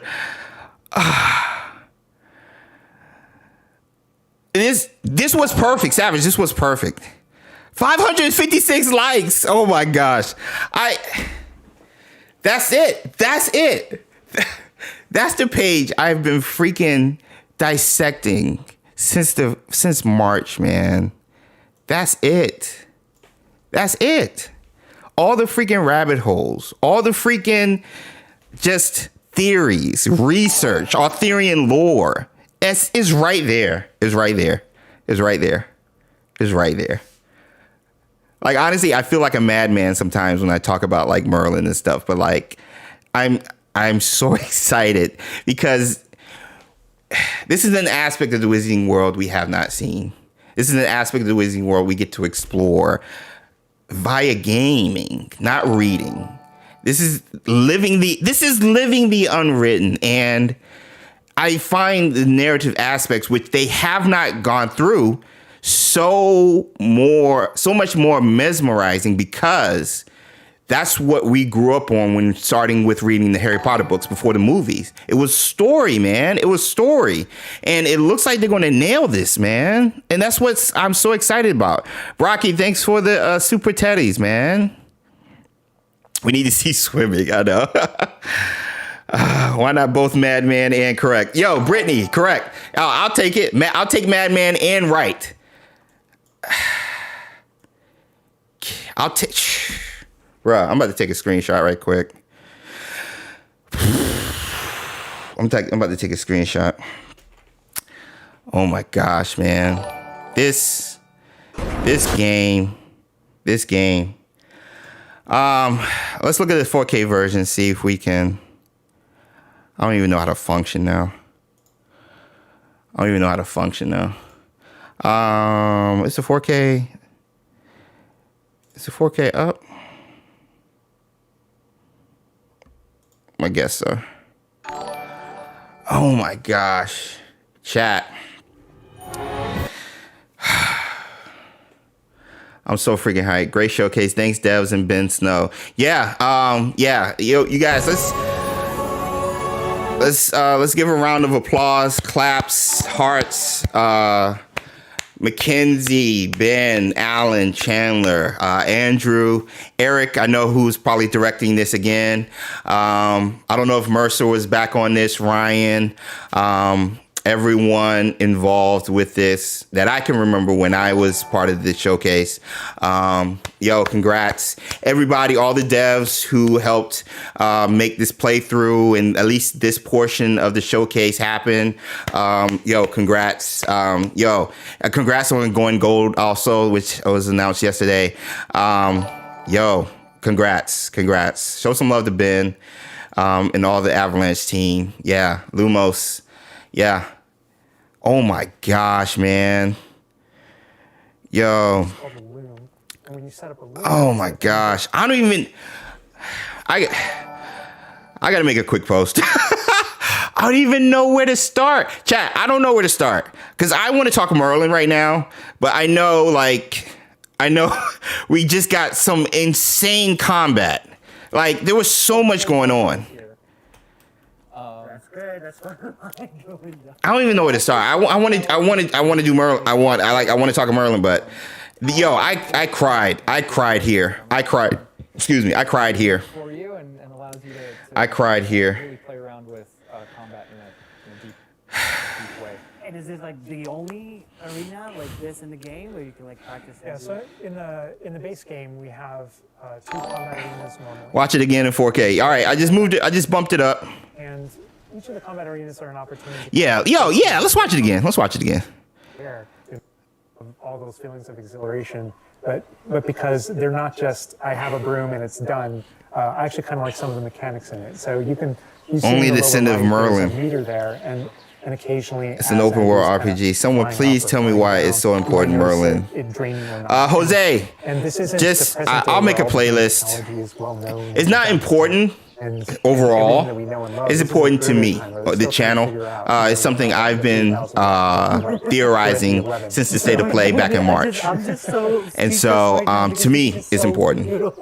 Overall narrative, like outside of this little bubble community, nobody really cares. Everybody's worried about mechanics and, you know, how it looks, the FPS, the battle combat system, how easy it is. Me, I'm obsessed about Merlin and stuff. So, and it was important to us that the player could customize themselves based on their own aesthetic. Chandler, the professional teaser. Yeah, Fago. Yeah. But if you talk to the shopkeeper, Micah, right? Right. They'll actually sell upgrades. And those upgrades will make it so that where normally Noah, James, the character here is Slytherin. Personal choices affect the gameplay. Maybe he went dark. I don't think the houses will dictate it, but I am interested to see if the book reacts differently based on your choices. Kind of closer to the ground, and as you raise into the air, you notice the meter drop. Merlin, right, so Marvel? Will allow you to James, I've been there since the beginning of your Merlin thing. I am totally with you, willing to die on top of the hill beside you, Merlin, all day. Let's go, Nightwolf. Thank you, guys. Thank you. The fact that I have that title, Merlin Conspiracy Theorist from Chandler, I didn't even know he was going to say that. Like, I will create a badge, wear it on my sleeve. It is beautiful, something I really love doing, but this is just insane. Lots to explore on the ground. Honestly, I understood why the delay happened for the old gen. I wish they hadn't announced pre-orders, but I get why the delay happened. Because this game is gorgeous. That mechanic encourages you to this game pushes everything the current gen can do with the PS5 series, Xbox Series, and of course PC. Something I really love doing, but it sucks that they announced the pre-orders, but this game is gorgeous. Chris, I'm upset about it too. I want to snatch the controller from Andrew right now because I want to go to that. I'm a dog trainer and pet. I had tears in my eyes getting to play with the beast. Elwin, same man, same. Thanks for the super chat. We're the badge proud. Thanks, Gabe. The showcase went hard, right, Luis? It does make sense in regards to the delay. Yeah, it sucks. I wish they had wait to announce the backwards compatibility later, but then you would have had people complaining about not being able to play on the PS4 and Xbox. So I don't think they would have won either way. Yes, make a t-shirt, Rocket. Yeah. James is my Hogwarts Legacy analyst, going to be watching your videos when the game comes out. Fargo, thank you. Feel free to, there's going to be a lot. Wife Was a Wizard is going to be doing some great tips. Of course, Retro, Ben, Podcast Now, Lynette, The Purple Witcher, like so many other cats, Last Marauders, Micah, Let's Play, like so many cats are going to be breaking this down. So be sure to get a variety of experiences and perspectives from all the awesome Hogwarts Legacy content creators. I'm glad they did it late at least. Yeah, it looks like they want to make sure it's good. No game, no name. The book pulls you into sort like it did with Harry. Yeah. Agreed. Thanks for being a part of Patronus Squad. No game, no name. Merlin confirmed. Now we need Evil Poppy to be confirmed. Whatever. Rash, whatever. 606 likes. Thank you guys. Let's get to 700. How many of you guys are here right now? Opportunities to actually expand and learn about your ancient magic, and as you kind of encounter different enemies dotted on the landscape, sometimes those characters, poachers or dark wizards, might be hoarding different magical resources that are valuable to you as you're playing the game. So battle is going to be a great way to get resources, which makes sense. Sometimes those characters, poachers or dark wizards, might be hoarding different magical resources. Totally makes sense. That jacket though. Oh my gosh, that jacket.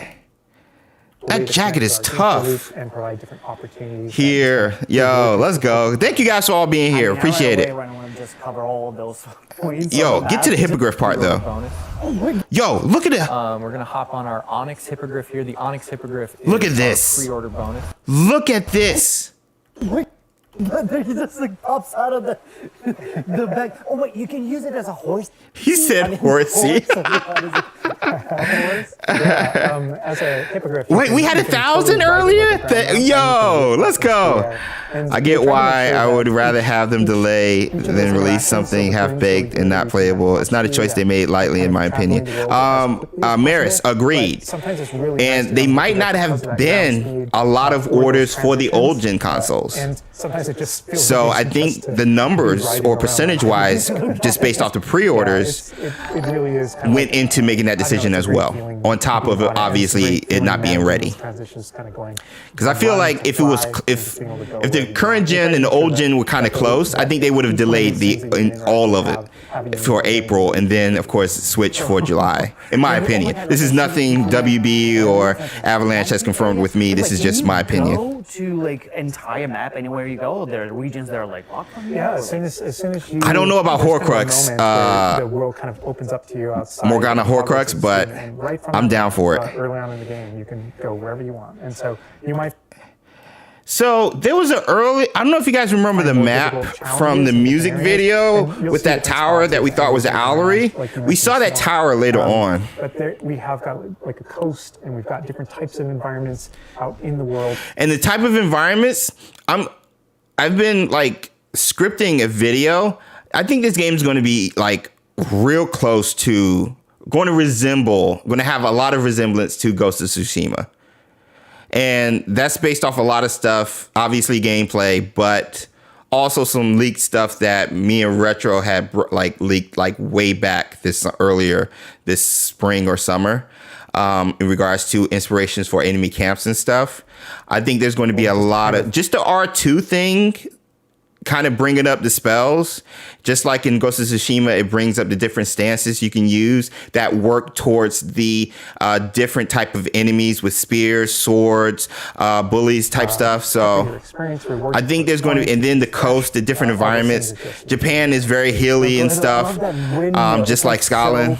I think there's going to be some similarities there for sure. 1800s. It was in a world we've never really seen before. Like, it feels so authentic. Like, it's part of it. Stephanie McKinster, well said. I'm not upset with the delay anymore. I was bummed initially. I just wish those who got it initial release were kind of about it. People are being downright mean. Yeah, there are. Covered in snow. Yes. Yes. Witcher, great point, SP. Witcher vibes as well. You think it's going to look you think it's going to look good on other platforms? I think it's going to function good. Looks is how it looks. That's just going to depend on you. Because not everybody's going to have an 8K TV or 4K TV for the PS5, but you can tell it's going to look a certain way. I think the old gen versions are going to push it, and is going to be adaptable to said console, and I think it's going to look fine based on the console it's on. That's my opinion. Through the game. So as you're progressing through your main storyline, it was important for us to kind of like have those moments that kind of. Can we turn off the lines, which I don't know, which around the enemies and objects? I don't know. That's a great question. Like, look at this, man.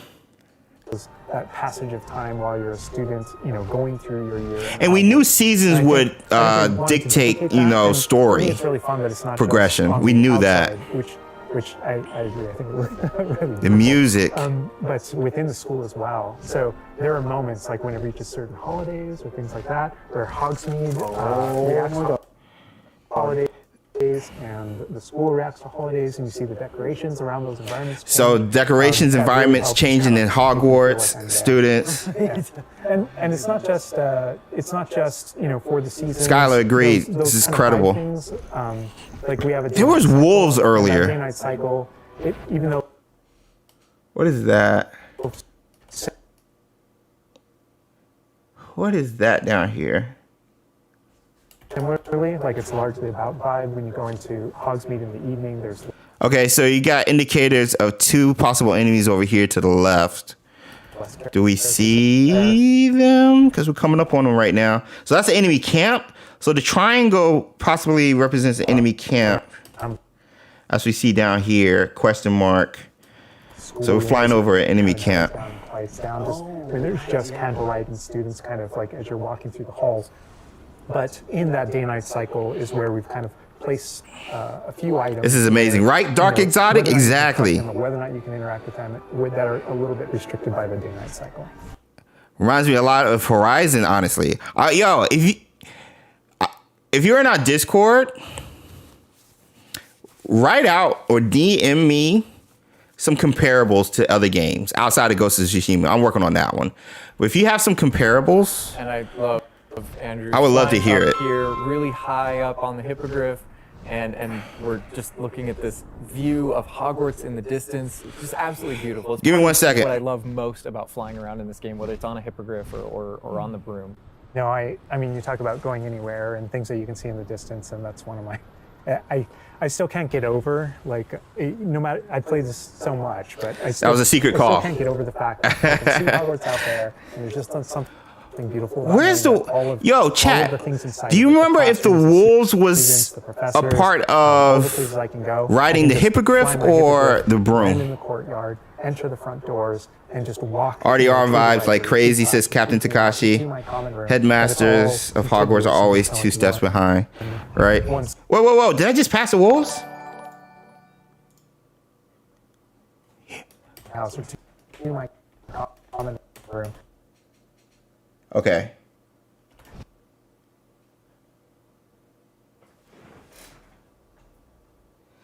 So it's just red indicators right there on the bottom. So there's 3 according to this. All contiguous. Yo. Animagus? Are they Animagus? The options. It looks like the right might summon. No. Might summon the beast riding. And unsummon the beast riding. So right directional button. And then you just got health. So it's pretty basic. I'm scared to death eaters. Yo. Because it got question marks. The question marks could be they're looking for us. They sense us. Who's the person on the left? I don't know. It might just be wolves. But you know me. I reach. And just kind of like one. Dueling feats interrupt a charging mongrel with the pulsar. Wait, did that just pop up? 2 class or 2 greenhouse or 2 my common room. That it's all contiguous. So it indicated dual. What's a mongrel? So they were alerted. They haven't mentioned the PS4 thing. No, yeah. Mongrel. Is that a wolf?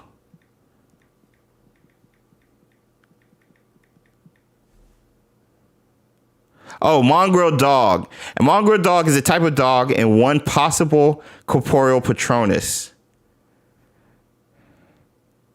They don't look like it. So it's a type of dog. It's in Pottermore. That's all they have. What? Interrupt a charging mongrel with the pulsar. One space.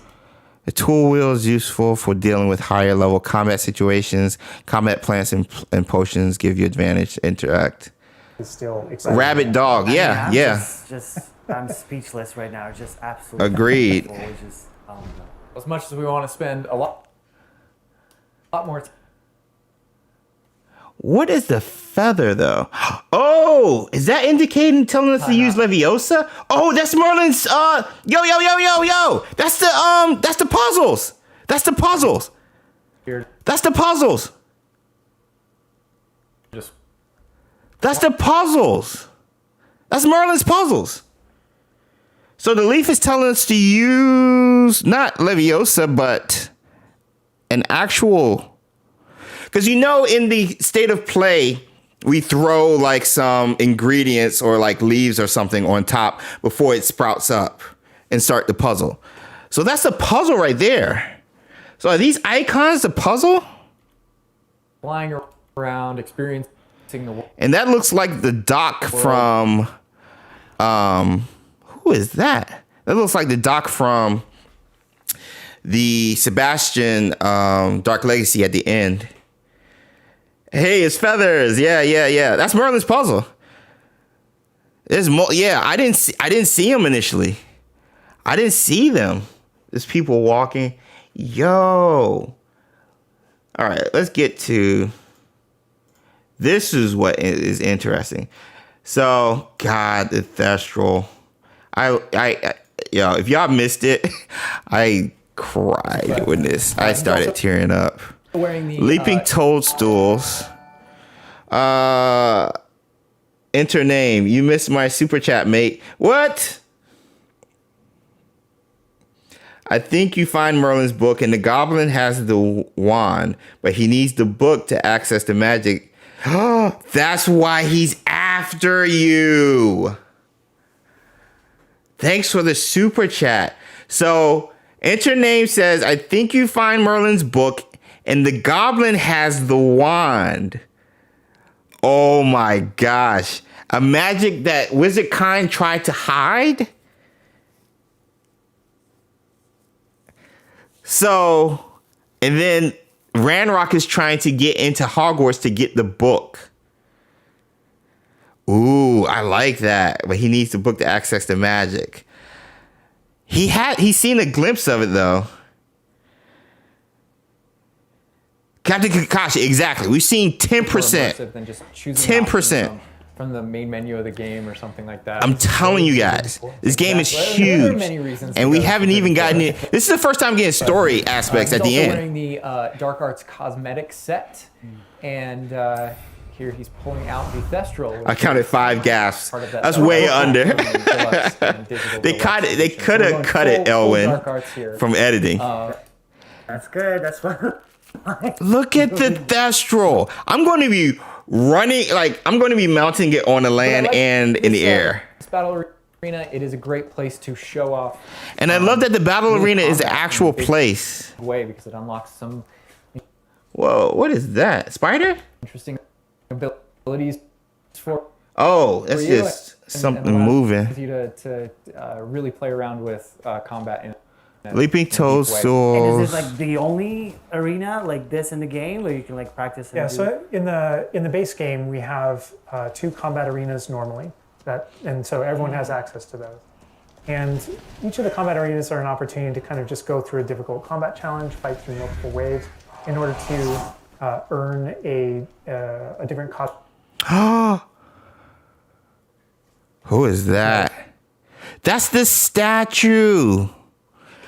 That's the statue. For your character and add that to. That's the statue. And yet we have 5th year students, aka trolls, with the Ministry of Magic says it's bad. I know, right? Can't wait to see the content you create. Brocky, thanks. I love that the arena is deep in the forest. Agreed. Can this game just come out already? Vaz, I know, right? In the case of, I'm going to suck at combat. Got to get that arena. I think there's going to be a learning curve. Is that Morgana? Let me look at my file. I don't know if I have that image. I remember seeing this. This statue is actually from the other gameplay showcase as a in-game menu item. Hold on.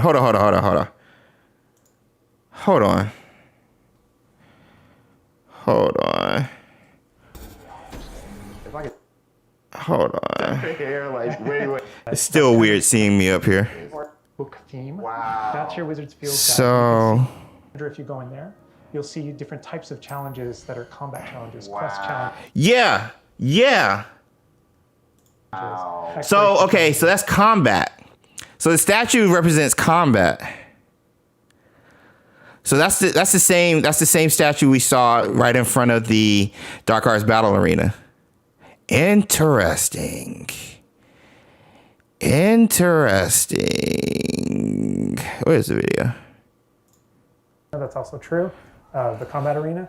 But One Morgana of the things that we're excited about in the Horcrux. Dark Arts Battle Arena that people can do is you come in pre-loaded with different abilities. James riding a So- Thestral through the halls. He's just floating for most. Unforgivable curses are something that Not a lot of enemies people have might access see to me. through the base game, See and the once you go Thestral. earn, and they can Could the battle arenas be secret and we have to use the statues to travel there? I think so. Alan just said there's 2 that everybody, if you get the standard edition all the way up to the collector's edition, will automatically be able to have access to. The Dark Arts Battle Arena is the one if you get the deluxe edition and above. Deluxe edition, of course, the collector's edition. choices in order to kind of like add that to their repertoire, and they can also commit to that down with certain talents and things like that. I feel like your showcase was way more relaxing. Yeah. The thing is, I will say there was a lot more. The character creator took up a lot more time, because if you just took out the character creator and just got to like the exploration and then the combat, I think both of these would be around the same time. And I was surprised Ben didn't get to ask a question at the end.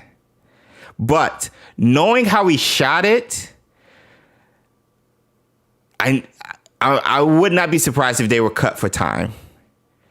Because there were some questions I asked that did not make the showcase. Just because we were crunched for time, and we had to make sure the showcase was within a certain time limit. So I'm interested.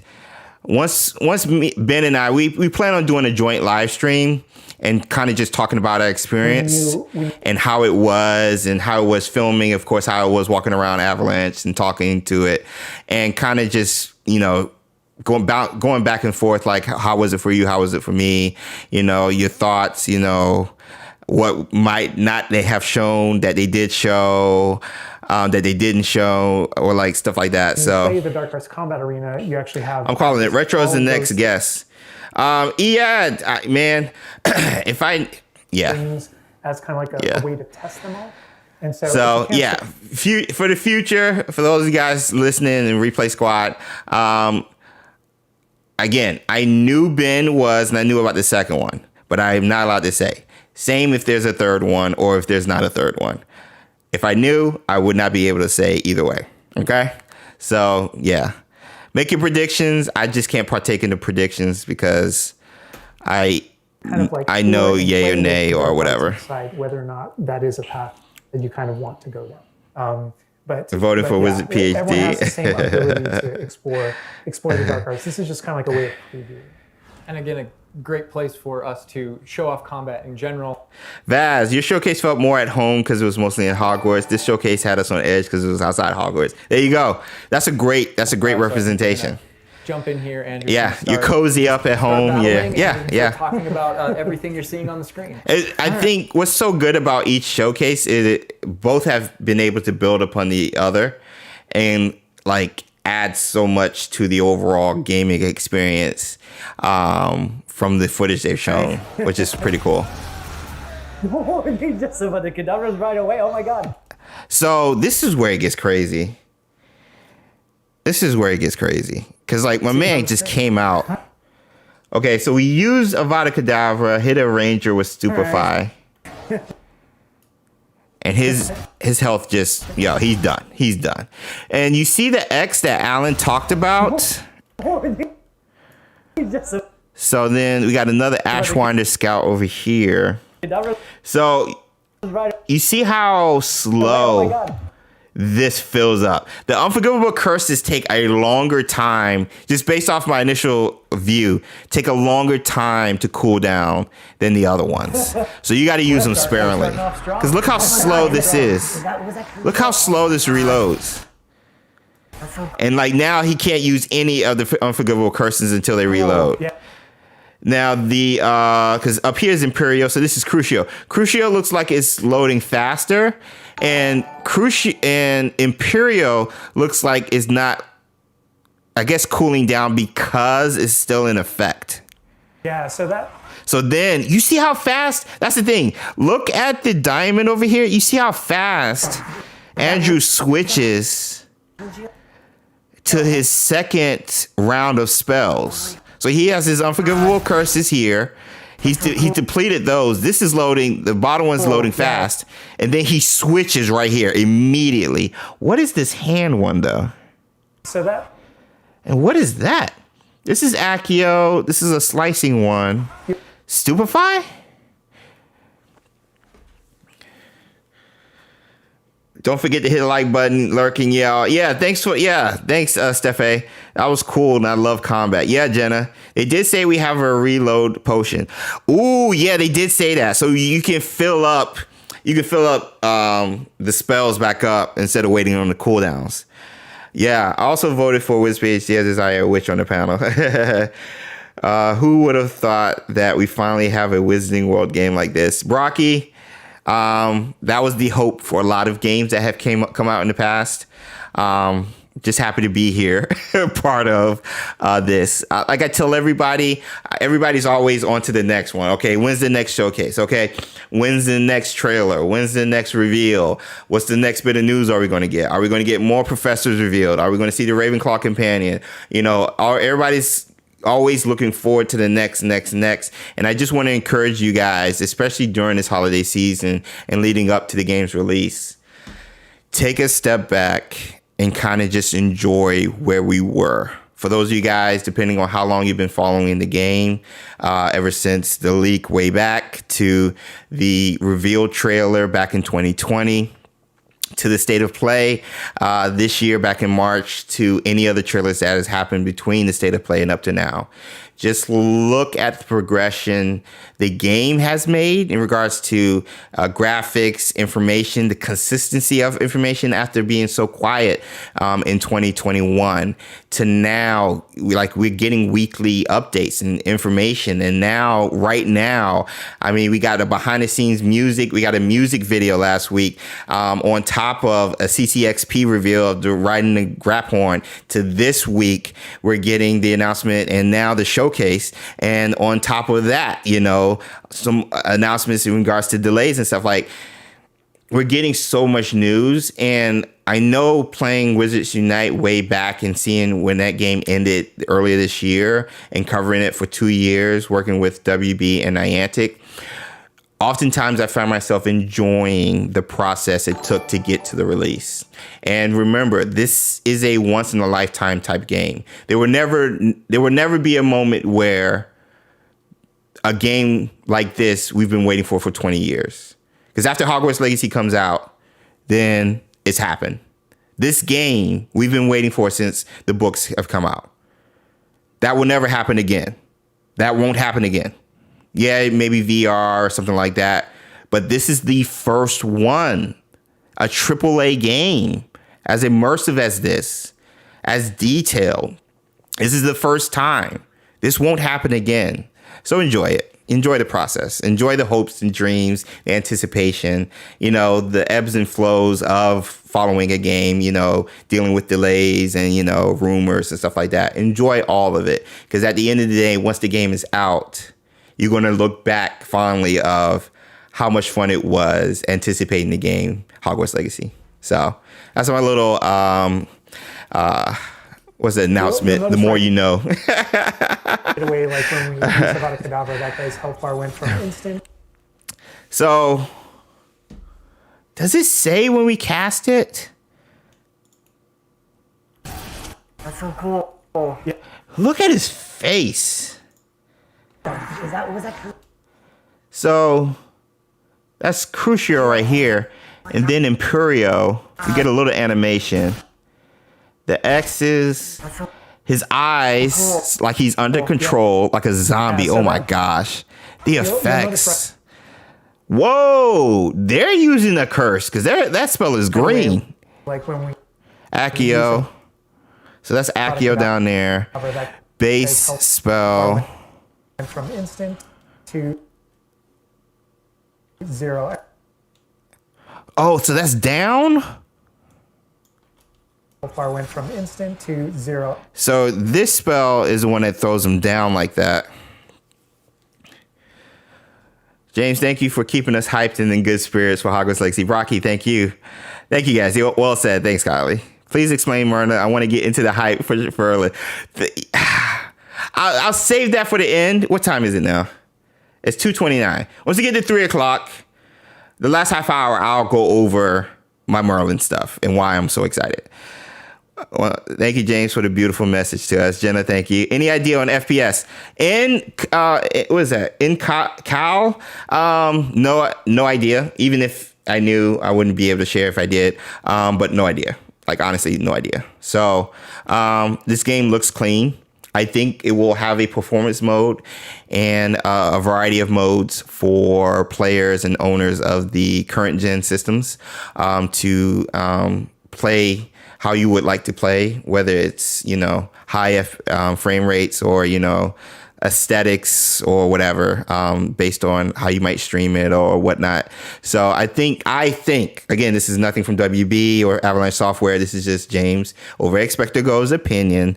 I think there's going to be a higher frame rate, like 60 FPS, unlike Gotham Knights had. That's what I think. And we really are trying. Because don't forget, they've been working with Sony in regards to marketing as well and maximizing this game so it can function well on the PS5. So I doubt for it to be on the PS5 and not have a frame rate of 60 FPS. Because remember, Gotham Knights is a multiplayer game as well. This is just a standard single player open world RPG. So I think it's going to have it. I think it's it. I'll be staying to the end for Merlin hype.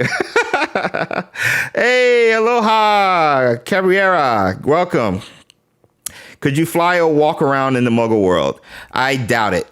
To honor the way I doubt it. Hey, James, thank you so much for the stream. I had a blast. I have to get to work. Talk with you later. Yo, thanks, Micah. Go show some love to Micah. Let's play. He's another fellow Hogwarts Legacy content creator. Micah, have a great Wednesday, man. I'm looking forward to the content you break down when it comes to the gameplay showcase for sure. So yeah, you see how fast, the curses, I don't think you'll be able to spam the curses because you see how fast these spells are like reloading, and we didn't even take any potions. So like down here, the one that sends them down is so cool. You send them down. Went from instant to boom right there. So that's got you just used it. But see how fast it's coming up honor the way in comparison to the other ones, the unforgivable curses. So you won't be able to spam the unforgivable curses. I think, which is nice, because I was like, how are they going to be able to use Avada Kedavra since it's just OP by making the cooldown so much longer? That's wow. That's how this cooldown mechanic kind of forces you to get creative with your combat and the spells you choose to link together, which is very cool. So you might want a stunning spell to mix with Avada Kedavra, a killing curse, and then like Crucio, then switch over and, get into Leviosa with the other one, since you already have one, kind of cursed. Like the variety. That, like the meter takes up a lot longer to kind of build up. As 5 now, please. Deal with its extreme power, just that. James wouldn't be balanced for a good person. Yeah, true. Could the spells reload faster the more evil you become? Yeah, it still wouldn't be balanced. The spells could be more powerful the more evil you become. But yeah, I think how it is now, the balancing, like how it is now, I think is perfect in regards to balance, and you're not OP. But when you use the unforgivable curse, because the question is now, is it an automatic KO with the unforgivable curse? It should be, right? But would you need to? So could you upgrade it? How would you upgrade AK? How would you upgrade Avada Kedavra? Would it be the cooldown time? Would it be maybe they would make it harder to upgrade the curses, so it would take longer for you to do it. But if you put in a lot of resources and a lot of time into it, then you might be rewarded. It's still fun to use, and then there's some ways that we'll probably Sandy! talk about to adjust that. But I don't know. I feel like the story of this game is going to be a roller coaster of emotion. Yes, just based off the music, Marcus. Yes. Like I see like little Seeing something from the past come to life. The game is the most amazing thing I've ever seen, says Lion. Ian, I'm sorry. Thank you for making videos on Hogwarts Legacy story. I hope that you make, I will make a video on Hogwarts Legacy story for sure. I really love your content. I hope you continue with what you're doing. I will, Ian. Thank you for the kind words. We're in the book to see how they defeated Morgana first time. Oh my gosh! Wait, Gerald. We're in the book at the very end of the showcase when we get sucked in to see how to defeat Morgana the first time. Ah, so many theories. I like that. To kind of learn. 700 likes? No way! Thank you guys. Let's get 800. No, I'm joking. So I owe you guys 5. Oh, you guys 5 pirouettes. Oh my gosh. I'm going to do these in increments. I'll do the 5 at the end. Interested to know if you get hit while performing a spell, do you lose the momentum and have to cool down again? Interesting. That's a great question. Bought a gaming laptop ready to play this, says love you. I can't wait to join Morgana, says Super Ninja. Aloha, not a happy camper today with the PS4 delay. Sandy, I know. Hearts in the chat for those who have to wait. I'm so sorry. A very devastating and powerful. I think, Brocky, I think you can get knocked off the broom because there was a health bar when you were riding. Let me go. I'll come back to this. There's a health bar. Exhilaration, but so why would you have a health bar unless you can run into objects possibly? But I think if somebody sees you, maybe even another flying creature, a dragon, I think you can get hit. Now, I don't think you can get hit high. You have to be like riding low. And I think you can get hit riding. I really do. Why else would you have the health? And I love. So yeah, that's just my initial reaction. Ancient magic spell to do a ton of damage against the character, and the way that can you get hit with AK or just other curses? I don't know. Another good question. Magica, can you get chat? Do you think we can get hit by AK? I think the more advanced dark wizards we come across, because we do see some of these dark wizards using casting a spell with a green trail coming from their wands. So they're definitely using curses. AK, I would not be opposed to getting hit by AK and like automatically like boom. So like the lower levels, like difficulties, you might not see AK as much, but the harder difficulties based on the combatants or the enemies you're facing, particularly dark wizards, you could say AK more often than you would story mode. Gracious. And then they automatically switch to the wheel. God, this is gonna be fast. If we get hit with AK in the game, we'll be over quick. But I'm saying it'll just take you to the last save point, the last flu flame, and then you have to go back into it. You know what I'm saying? So you got to make sure like your Protego or your shield charm, your reactions is like quick. I really think this is going to the combat is going to be a huge learning curve. I really do. Which is why they have like 2 or 3 arenas based off of which edition of the game did you get. Because you're going to have to practice. And I cannot imagine the final boss. I cannot imagine. Because I don't think it's going to be sheer numbers for sure. But how powerful Ranrock or Victor Rookwood would be is going to be very interesting to see. There are different ways. And like even down here, how we fill up our ancient magic with combos, like even the stuff over here, that's how you're able to fill up your magic bar. Faster and faster. So like I think that's a thing as well. So it's it's going to be so interesting. It's going to be so interesting. One of the most effective base ways to build up that meter fat. All right, I got a package. Come in. Just got delivered. I'll be right back. To actually perform combos. I'll be right back. Combo up here, and it's almost like your emotions are building up, and then basically that builds up enough that you can attack someone. But as the combo meter builds up, at some point you strike someone, and a piece of their magic kind of falls out of them. You'll see these blue orbs in the game world, and there's something that only you can see in the narrative, in the world.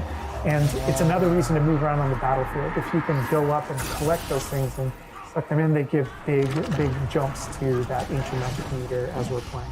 We're talking a lot about spells and magic here, but I think there's another huge component of combat, and that is the tools that you can bring to combat as well to kind of change the way you play. And I think Mackenzie knows a lot about what's going on with the plants and potions. And so the tools are really interesting because they're basically like a prior investment. So you can bring the potions and the plants that you grow in the Room of Requirement to combat to essentially kind of help you defeat enemies a lot quicker and more efficiently.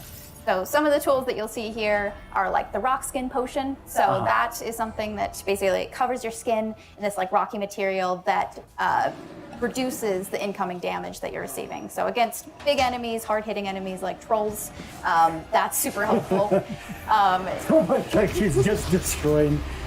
The troll just collapsed from whatever the kid knows. Obviously. All right, what I miss? Is to actually perform combos. So you see that combo up here, and it's almost like your emotions are building up, and then basically that builds up enough that you can attack someone. But as the combo meter builds up, at some point you strike someone, and a piece of their magic kind of. So that's what we're collecting. You'll see the blue orbs in the game world, and there's something that only you can see. So these in the narrative, in the world, and it's another reason to move around on the battlefield. If you can go up and collect those things and suck them in, they give big jumps to that ancient magic. Yo, Marquise, right? I hope we can use Merlin's wand. Talking a lot about spells and magic. I think there's another. That's. You can basically build up enough that you can attack someone. Did we? I think we used it. At some point, you strike someone, and a piece of their magic kind of falls out of them. You'll see the blue orbs in the game world, and there's something that only. Yeah, I saw the hallways in the Room Requirement, Gamers Legend. L1 R1 attacks seem to change each time as well. Yeah, I think the L1 R1 is well, when you use both of them, I think that's the ancient magic one. But yeah, it's a variety. Oh, there was a part. This. Okay, you guys. That's. Okay, sear this in the back of your head. Sear this image right here, okay? Sear this image. Just remember the spiral, how it's like, and it's solid. Give big jumps to that ancient. And it comes out the ground, okay? Just sear that in the back of your head. You can't use XpectoGO against AK, by the way. That's right. Yeah, you can't. So you have to dodge. That's true. X, that's true. When he turned into enemy chicken, I screamed, right? That mode for this game is going to be crazy. Sort of like the cover of the book. I know. It's also, let me go all the way back. I'm just going to open the thing again. It's going to be like so many people streaming right now. All right, let me go here. Shout out to Retro, who's also streaming right now. Hogwarts Legacy channel is also the same. Let me go to videos because we see it. We see it here. No. Hold on. Give me a second. Is it here? Yes. Here. It's the same thing. It's the same thing, guys. It's literally the same thing. Why? Is Ranrock using ancient magic too? Yeah, that's what dark ancient magic. Yes, Steph A. Yes, it looks like ancient magic swirl, but red. Is that confirmed dark ancient magic? That's what I'm saying. It's the swirl. It kind of looks like blood. Yeah. It doesn't look good. It doesn't look nice at all.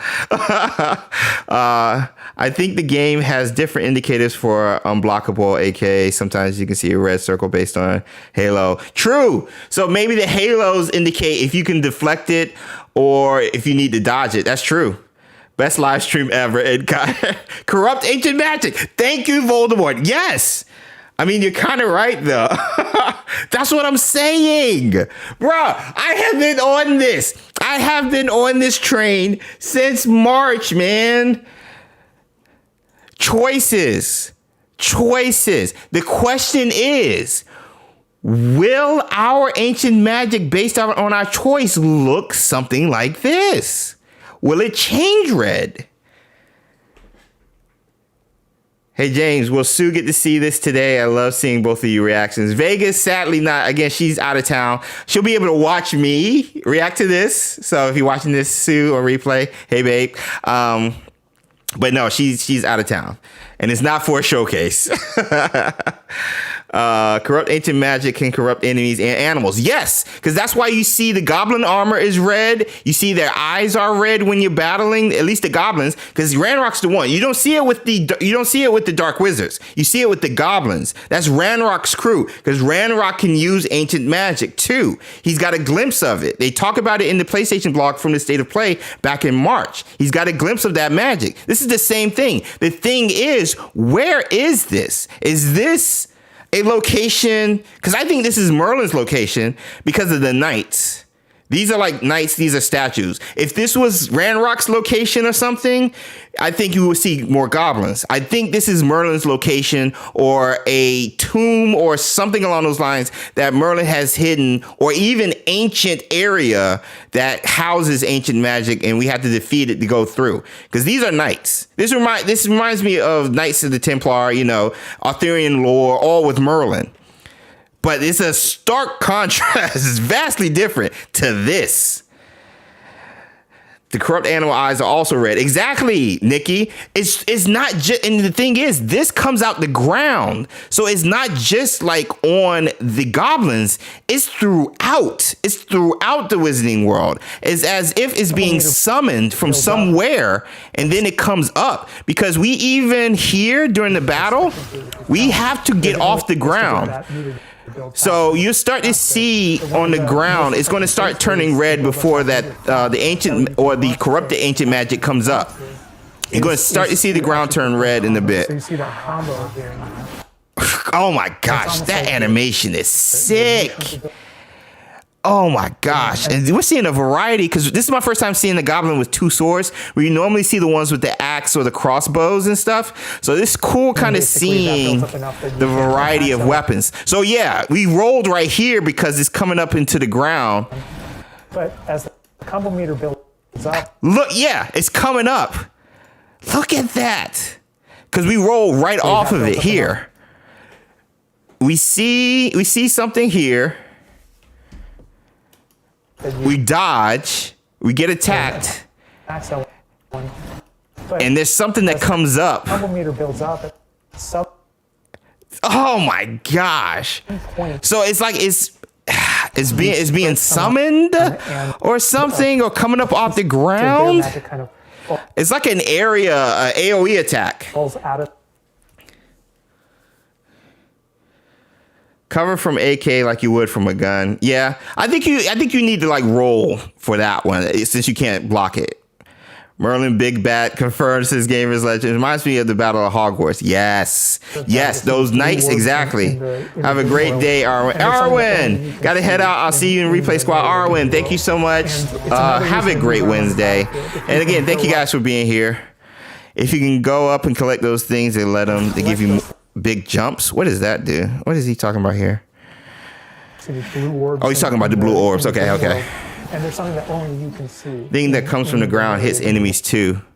Oh, it does? It hits friendly fire? It's another reason to move around on the battlefield. If you can go up and You hear the screaming? collect those things and suck them in, they give big You hear screaming in the back. This is the big one. to that ancient magic meter. Roll. Talking a lot. Yeah. I can't. What does it mean? And it's another reason to move around on the battlefield. If you can go up and Listen to collect this. those things and suck them in, they give big Look at this. You hear the screaming. jumps to that ancient magic meter as we're playing. That's it. I cannot believe this. I cannot believe this. This is actually like the first time since the state of play they gave us some story elements in a trailer. Outside of like a quest for Sebastian or something. This is the first time. This is the first. I can't wait to get my hands on this game. Same Kratos. The Black Lake has dark and mysterious creatures lurking beneath. I don't think we can go underneath. I think we can swim on top though. February 7th can't come soon enough. Agreed. The Crucio pack hitting hard too. Yes. Yes. Crucio. Imperial too. Like those things look awful. They seem awful. Oh my gosh. We're talking a lot about My spells, game of the magic, 20s huge and beyond. component of combat, and that is You'd have to die to cast that love charm. Yeah. tools that you can bring to combat as well. To kind So of, this is when they start getting into the tool wheel, which is over here with L1. knows a lot about what's going on with the plants and potions. And so the tools are really interesting because they're basically like a prior investment. So you can bring the potions and the plants that you grow in the room of requirement to So we've cleared it out, right? combat to essentially kind of The halo, and the halos are different too. I've seen a yellow and a red one. defeat enemies a lot quicker. Yo, his mask or face is like bubbling, or his helmet or And something. more efficiently. So some of the tools that you'll see here are like the rock skin potion. So that is something that basically covers your Wave skin. 4. It's like rocky material that So the X is you can't use the potion. You can't use a potion anymore until I guess this runs out or something. reduces the incoming damage that you're receiving. So against big enemies, hard-hitting enemies like trolls, that's super helpful. Oh, multiple trolls. She's just destroyed. Oh my gosh. Super helpful.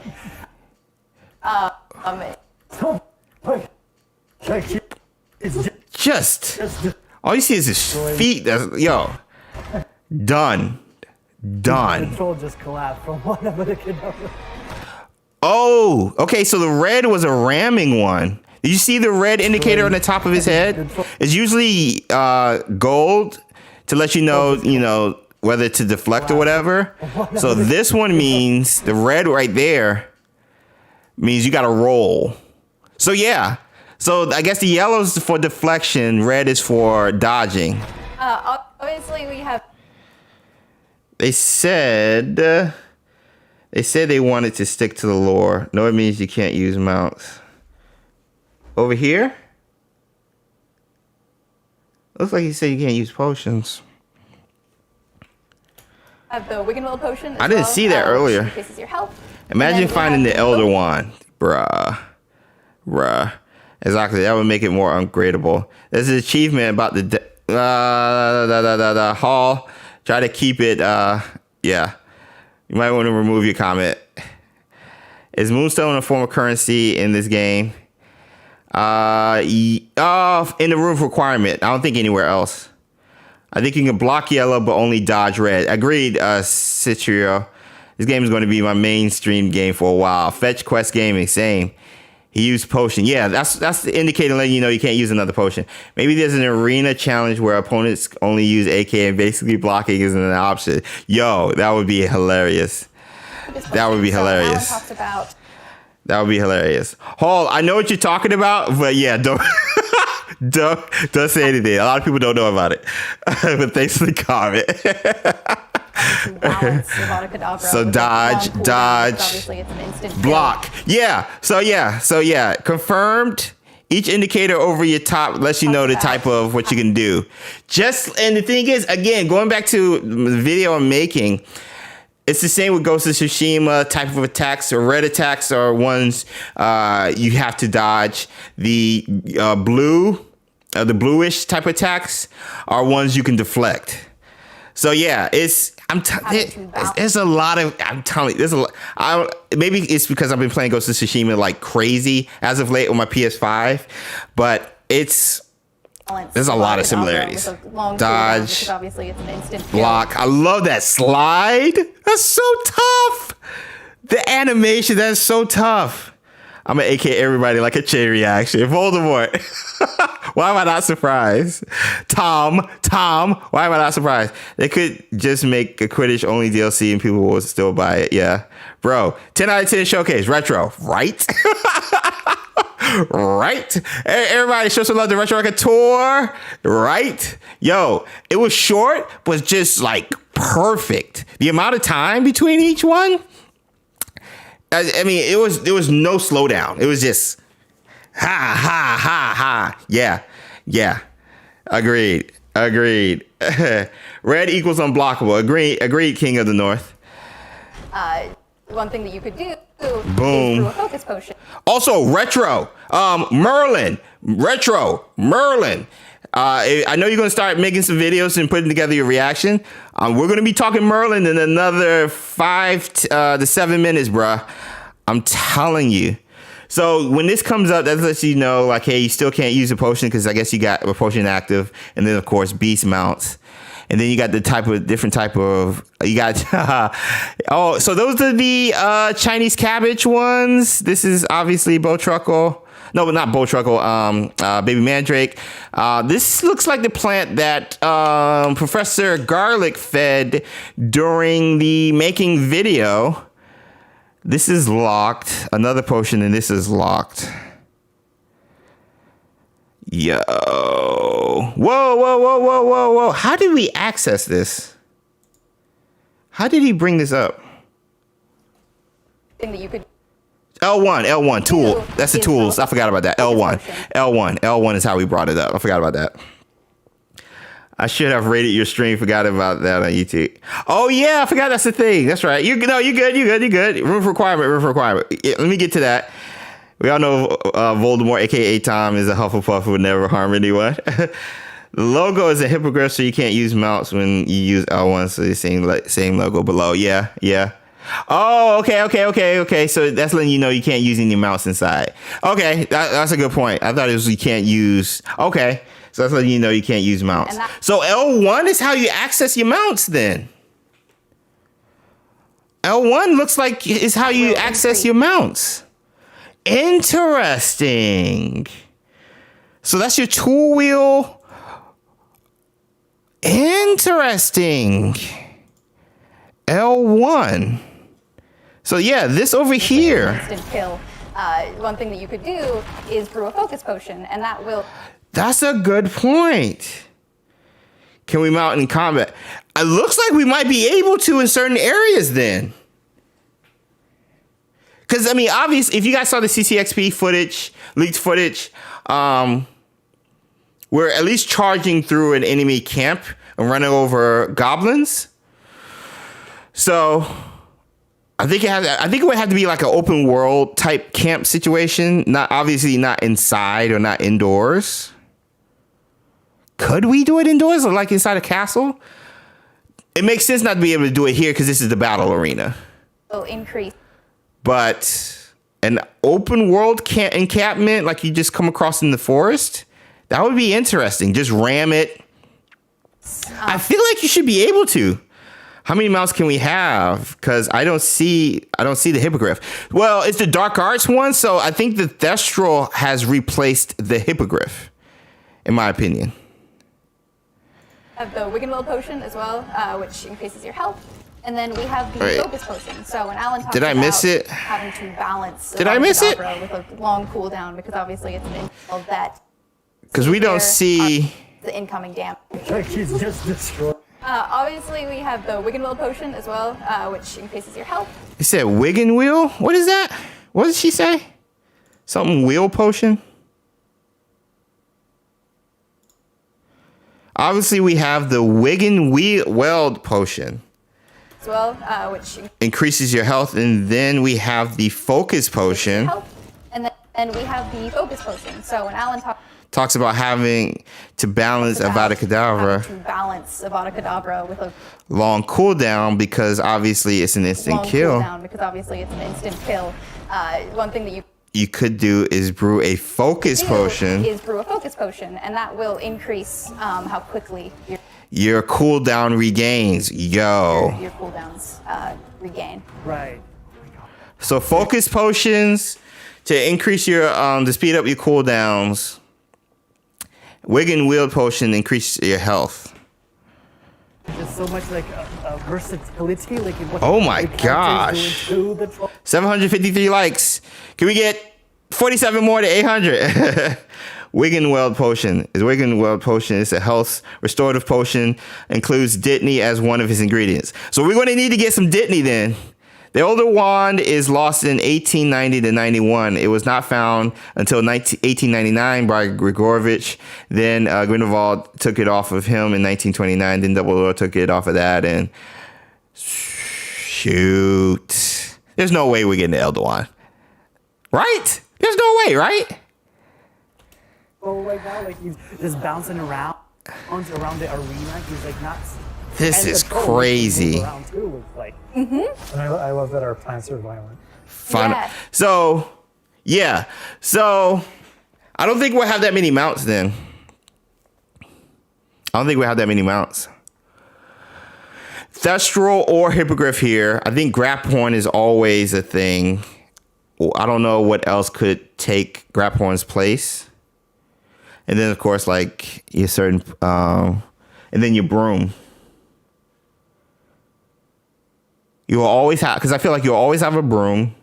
I feel like you'll always have a Thestral or Hippogriff, and I feel like you'll always have a Graphorn. It'd be interesting to see how you can use a Hippogriff or a Thestral in battle or combat, especially in the open enemy encampment. Late 1800s. I know Voldemort. I know. I mean, the time frame suggests we could find the Elder Wand. I know. That's such a huge... That's such a huge thing.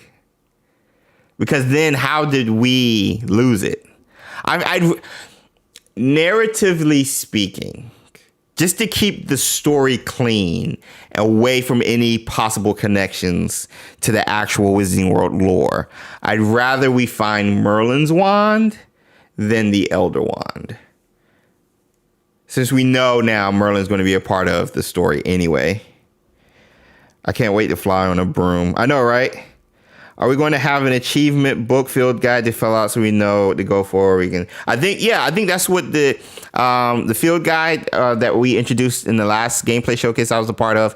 That's going to keep tabs of your completion rate for certain quests, collectibles, all that stuff. So I think so. Nimbus wasn't created yet. I don't think. Prathik. Need a dragon mount. I know, Mark. I know. So that's like when we're I talking know. about I know. Let's get to the room requirement right quick. Try to brew things and grow things. Did they change the background? I don't think they did. They got the same stuff. I gotta compare the backgrounds now. It's the same chair, same collector's edition book. Also care for some. I love that Ben is wearing yellow too. And I think we have every house represented here, like it was last time. Let me go back. Let me find. So I gotta look at the announcement, but I think Mackenzie's a Gryffindor. Obviously, Alan's a Ravenclaw with the blue. Chandler with the subtle green for Slytherin, and of course, Hufflepuff. So I think we got all the houses represented as well. Andrew's got us in the room of requirement. You think there would be another gameplay showcase? Stefano, I can't speculate on it. I can't speculate. I'm not allowed to. It could, maybe not, maybe so. But I can't speculate. We kind of went casual mode on the outfit here, wearing a nice jumper. Wait, what did you notice, Voldemort? Did you notice in the loom there's a lupus protection? Werewolves? Wait. And I think that's a good jump. Themes to really This was crazy. This was crazy. Oh my God! What? This was crazy. It was beautiful. This was crazy. I love that. And like this stuff glowing, so obviously you can, change it around. Can you change the architecture here? Yeah, let's get to the upgrades. Basically, Gameplay. Let's get to the upgrades. and potions. This is all. Look like anything you progress through the game. Okay, here we go. And essentially, we just know. Okay, gear features one primary offense or defense. Oh, so you can only do one? You can't buff? So, well, that makes sense. So a scarf, you might increase your defense. A scarf and like jacket might increase your defense. And then like maybe a glove, as we see over here, you can increase your offense, or a hat or something, increase your offense. The only one, I wish it was. Okay, so gear features a primary offense or defense stat by default. Magical materials can be used with the loom to add and upgrade a secondary stat. So you can a secondary stat or apply traits to your gear. So can you do multiple stats? Because traits are different than stats.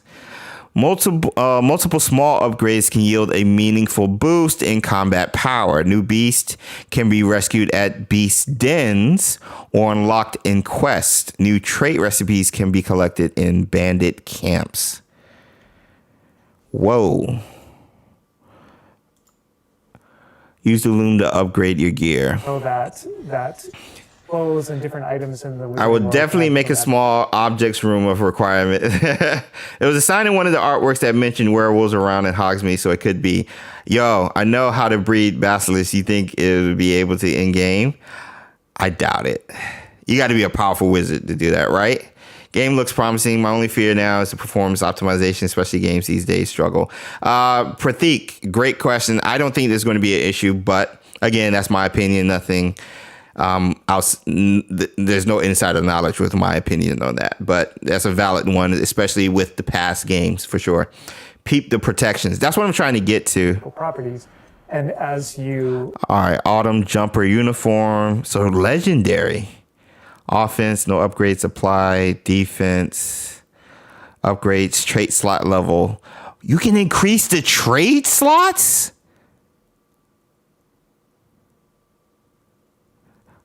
Oh my gosh. As you explore and as you adventure, view upgrade. You're going to be finding different pieces of gear that have different abilities and that can help you in your journey. So we're going to be finding them. I know in Skyrim, you could like kind of take like break down whatever trait or magical ability that's on a certain gear and then be able to apply it. It's like you're learning about it, and then you'll be able to apply it on other gear. So I wonder with the ones we find, that's going to be how we'll be able to increase discovered traits.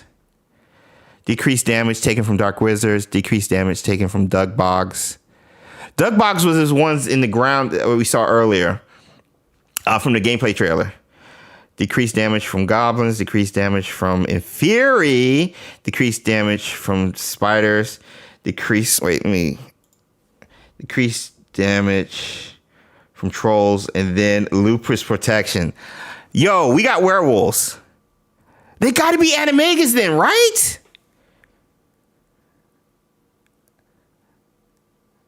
It's gotta be. I honestly never expected.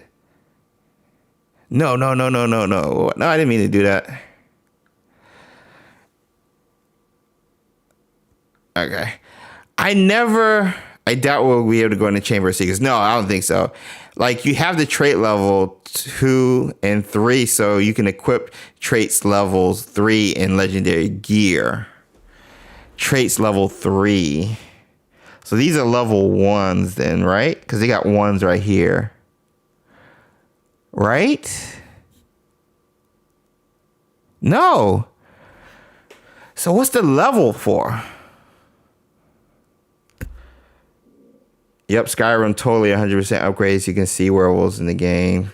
There's so many enemy types. We definitely saw normal werewolves at the point. So strangely, I'd expect werewolves too. Yeah.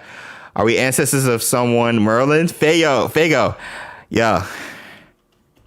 We'll talk before I get out of here, because I gotta bounce around 3:45 to pick up the kiddos.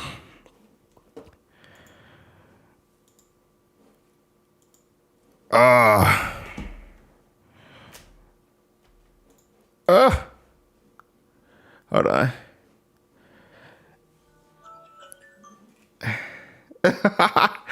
Give me 1 second.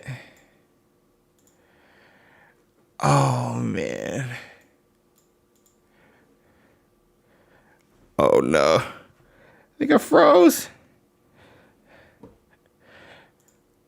Let me switch over here. Right quick. Hold on.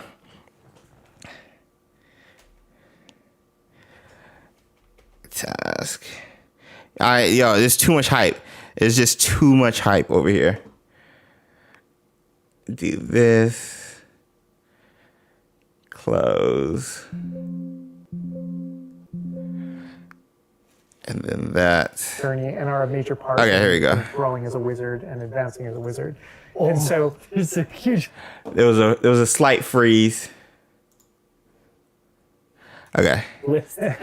and not all the time. Whenever you get a new.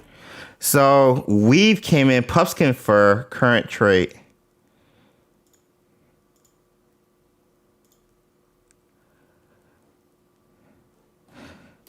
What does that do? So necromantic protection Not all the time. is from puffskin fur.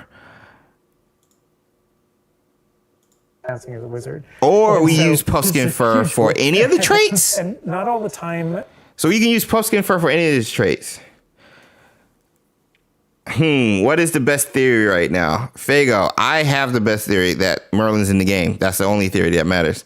Did you notice in room requirement there are Gryffindor banners, but the character is Slytherin? Yeah, I saw that too. I saw that actually in the state of play, the Pensador. Whenever you get a new piece of gear, you don't necessarily What beast do you know think we'll exactly get? what it does. I don't think it's going to be that many. And so Obviously, we saw, what, 3 or 4? We saw this Kneasel, Mooncalf, Niffler, and Hippogriff. I think there's a chance to be 4 more. Dugbog, maybe. It was corrupted. Thestrals. Hippogriffs. So that's like 7 right there. So there is a station inside So, of the yeah. requirement that you can conjure. It's one of the first things you conjure, called an identification station, where you can actually bring that gear that you're uncertain about. And learn what it's Unicorns. about. I think unicorns are in there too. I think unicorns. These are. I think unicorns. I definitely think unicorns. I'm sorry. I hope there's unicorns. Just because of the poppies And then thing. As the space advances the sweeting. further, and the space will and take any piece of gear and adjust. So, defense upgrades. So, Mooncalf fur. So, currency currently is puffskin fur, Mooncalf fur right now. Snowy owl scarf. Its properties and to tweak what it does. And then, once you upgrade it, you're going to need an additional. So, we got swoopers over here. We might be able to take care of swoopers too. I mentioned Because that's right here. earlier that you can make anything look like anything. The collection of So defense just went up 4. So yeah, we've seen 2 ingredients. 3. Puffskin, mooncalf, and then fur, and then swooper's feathers. What about pixies? Yo, pixie wings, beasts are a core component of the game. There will be loads. I can guarantee it. I hope you're right, Captain Kashi. Mandrake isn't a beast. Dragon, Pedro, I hope so. Kelpie, Draven, I've been on that train. I hope so. Zoo would be so nice. I doubt it, but it was so nice. You get a piece of gear, you put it on. They'd be the you look greatest like if they that, can and put a you change Sphinx in here. There's no to way. look like whatever you want. So cool. And like you can just put some ability to the sweater, but then you can just swap Yeah. that ability. Oh, so once you put it on, it's not automatic. You can switch it out. Yep, and appearances you can edit whenever you want in the gear screen. The loom is specifically about applying traits and applying larger upgrades that just kind of grant you greater. Whoa, what's that? Jabbernoll feather? So we got another feather. So that's 4 creatures right there. Yo, statistical advantage. we might. How do we even collect those? Is that just something we'll find? It could be something we just come across after defeating. Maybe we'll find in like treasure chest. Advantage, or give you really Encouraging us to, oh, my alarm. Encouraging us to go out. We got toad warts. Oh my gosh. We're going to have to collect a lot of stuff. Jabbernoll, Niffler, and toad warts. really specific abilities that blend in nicely with where you're trying We get the to go Robert with Grapple. your Agreed. fantasy or Be right back, talents. James. Don't leave. I'm not going anywhere, Fago. I'm not leaving for another 40 minutes. Pumpkin fur, mooncut fur. Hope we can walk around with a little pet like a cat. Yeah, and so you'll I notice- think inside we'd be able to. Phoenix would be dope. They say we get it from grooming the beast.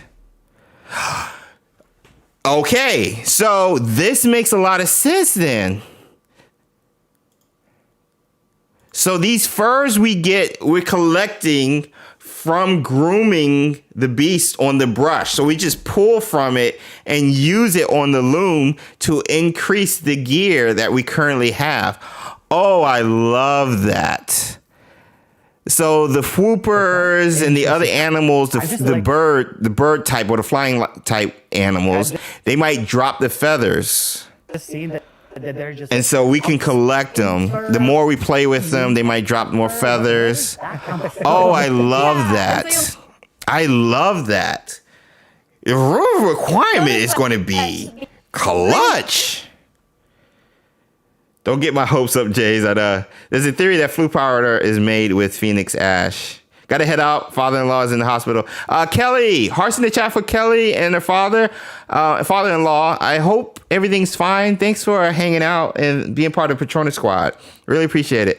I hope instead of a cinematic, we get a gameplay of us walking into the night. Yo, we saw train tracks earlier.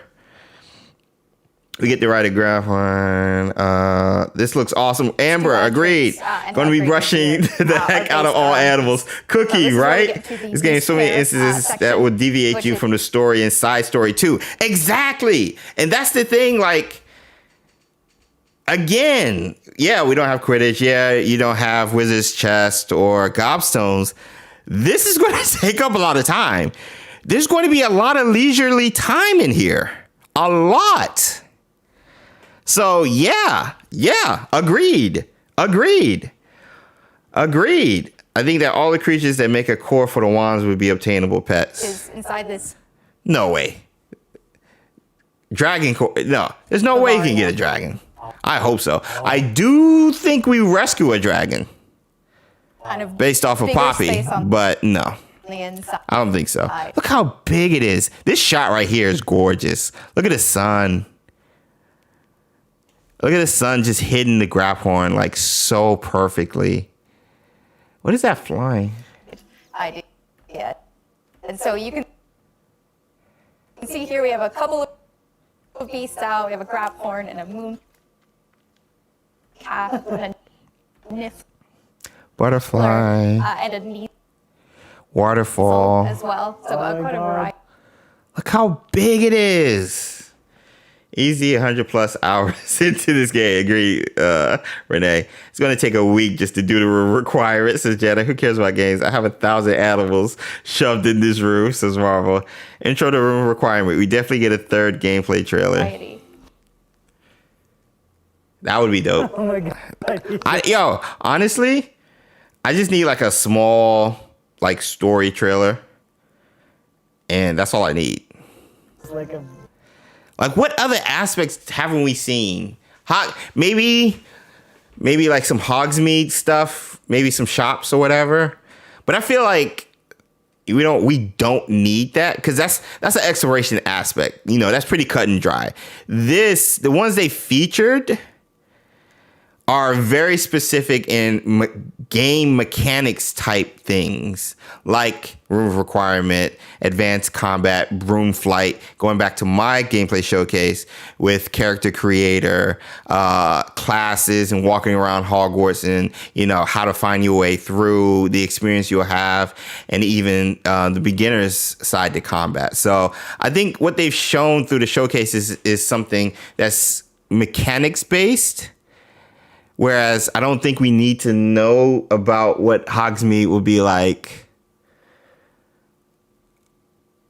And we don't need, I would like to know how it would be if we went dark, but I don't. They might save that. They might save that. Still need confirmation of any swimming mechanics. Swimming, yeah, true. I still want a dragon. Mary, so do I. I'm going to be spending so much time in there with all the animals. I can't believe they didn't jump in the lake just to confirm swimming. Yo, when they were flying over the broom earlier, I thought we were here. No, not here. I think it was later on. It was a portion where we were flying with the Hippogriff, yes. Because we were in the valley. Is it later? Here. I was like, yo, they're going to jump into the water. But I thought here. I thought they were going to do it. Because they were getting close. They were getting so close to the water. And they were following the path of the stream anyway. I just caught up with everything. I've only one thing to say. Stunning. Kivo! What's good, right? I want to swim. I think again, going back to Ghost of Tsushima, I think we'll be able to swim over top, but I don't think we'll be able to go underneath. Because that's another world they'd have to create. I just want to find Merlin and go to his memories. Jenna, me too. Speaking of Merlin, yo's in the chat if you guys are ready to just freak out over Merlin right quick. I need your theories. So I can pawn them over as my own. I'm joking. Oh my gosh.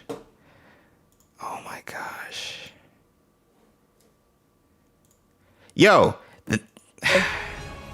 Never mind. I was going to say something.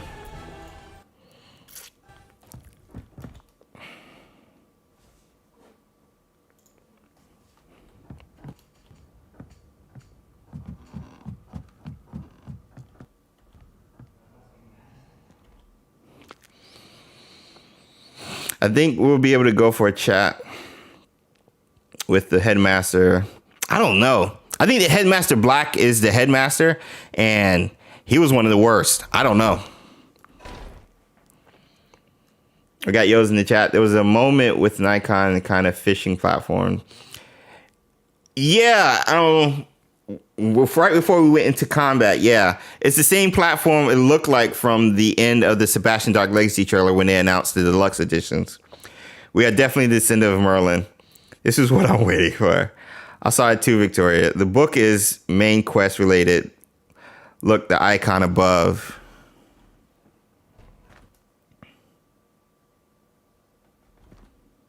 So, okay.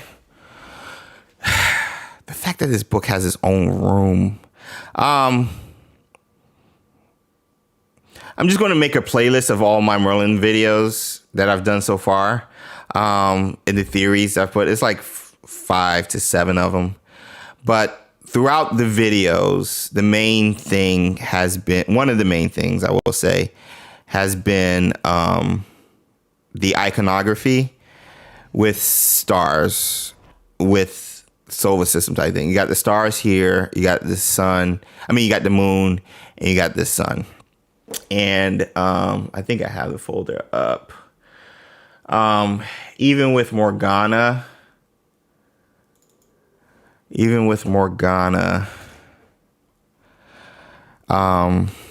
it's kind of the same thing. She has a sun staff here, which looks similar to this.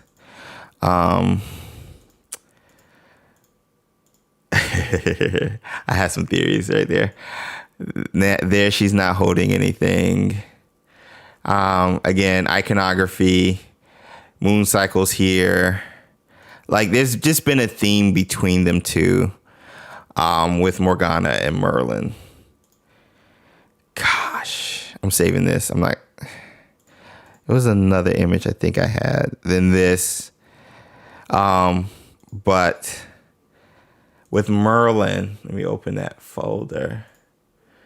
With Merlin, he was known. Wait, let me just bring up the image. So this image is everywhere. And honestly, if I were to make it simple, the collector's edition just has everything. Just does the explaining for me. So let me open up my Merlin folder. So here, this is from the previous gameplay showcase. You see two witches. You see a witch or wizard together, and sun, moon, star in the middle. Sun, moon, star. Oh my gosh! There's a rule of three, like the Horcrux, like the Golden Trio. And so, that being said, seeing this type of iconography on repeat in various locations, not just within Hogwarts, but outside, and then them mentioning, y'all not ready for this one. Some of you guys who've been Wizarding Wednesdays, y'all know the deal with this. Yeah, we're not going to get into that. But even behind in the Great Hall, moon cycles, sun, moon, stars, everywhere. It's not an artistic choice. This is one of Merlin's puzzles, by the way. I think both are. This is when the grass grows out of the circle, the spiral wheel. This is another one. We actually did some research, and these dots represent constellations, sun, moon, stars. You get it. Once you go through a lot of the footage and stuff, you start to see a repeat of the pattern. This is this is like the smoking gun right here. To me, this is the smoking gun. We got 800 likes. Let's go. This is the smoking gun right here. What do you see a repeat of? Moon, stars, sun, moon, and stars everywhere, with a figure that has a beard. Now, this image is not only on the website for Hogwarts Legacy, it is on the cover of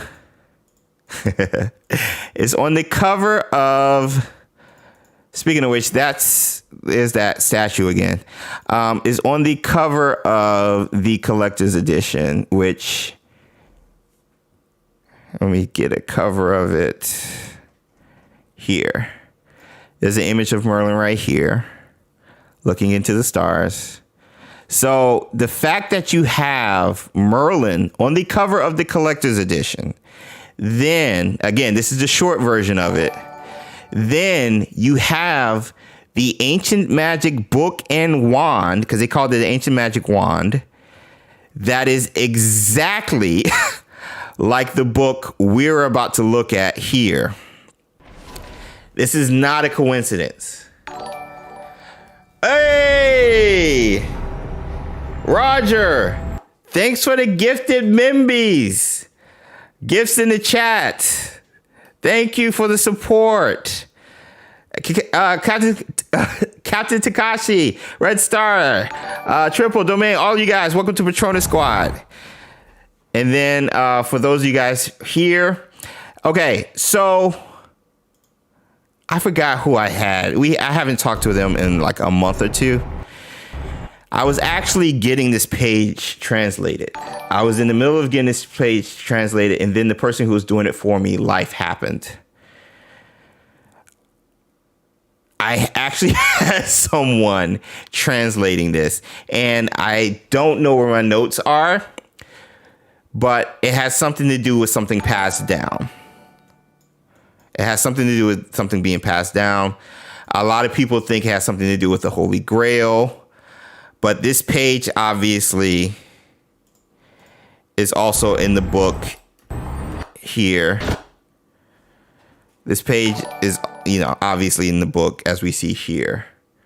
And this is where the Descendant of Merlin stuff starts getting kind of juicy, because in the previous reveal trailer, there's a runic symbol outside of the mirrored type portals that again translates to something along the lines of descendants or something transferred.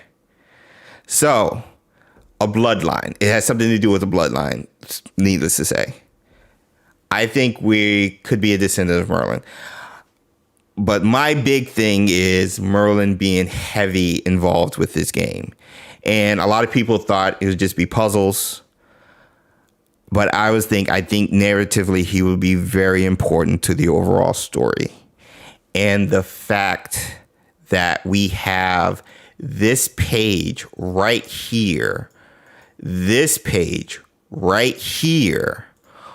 with the collector's edition that I cannot believe. With the collector's edition book, which I got a close-up look at when I was at Avalanche, # sponsored by WB Games. And then when it closes, this is the book we see. This is the book we see. With Merlin being with that mural of Merlin being on the cover of the collector's edition, and the collector's edition book being right here. That's Merlin. Who is Morgana's descendant? So this is where it gets kind of hairy with Morgana. Morgana and Merlin obviously were rivals, right? I think Merlin put her away, defeated her, all that jazz, all this peaceful. That glimpse that Ranrock gets that's mentioned in the PlayStation blog, theory-wise, could be from Morgana trying to come back. And I think a good twist would be us sympathizing with the goblins. They got power hungry.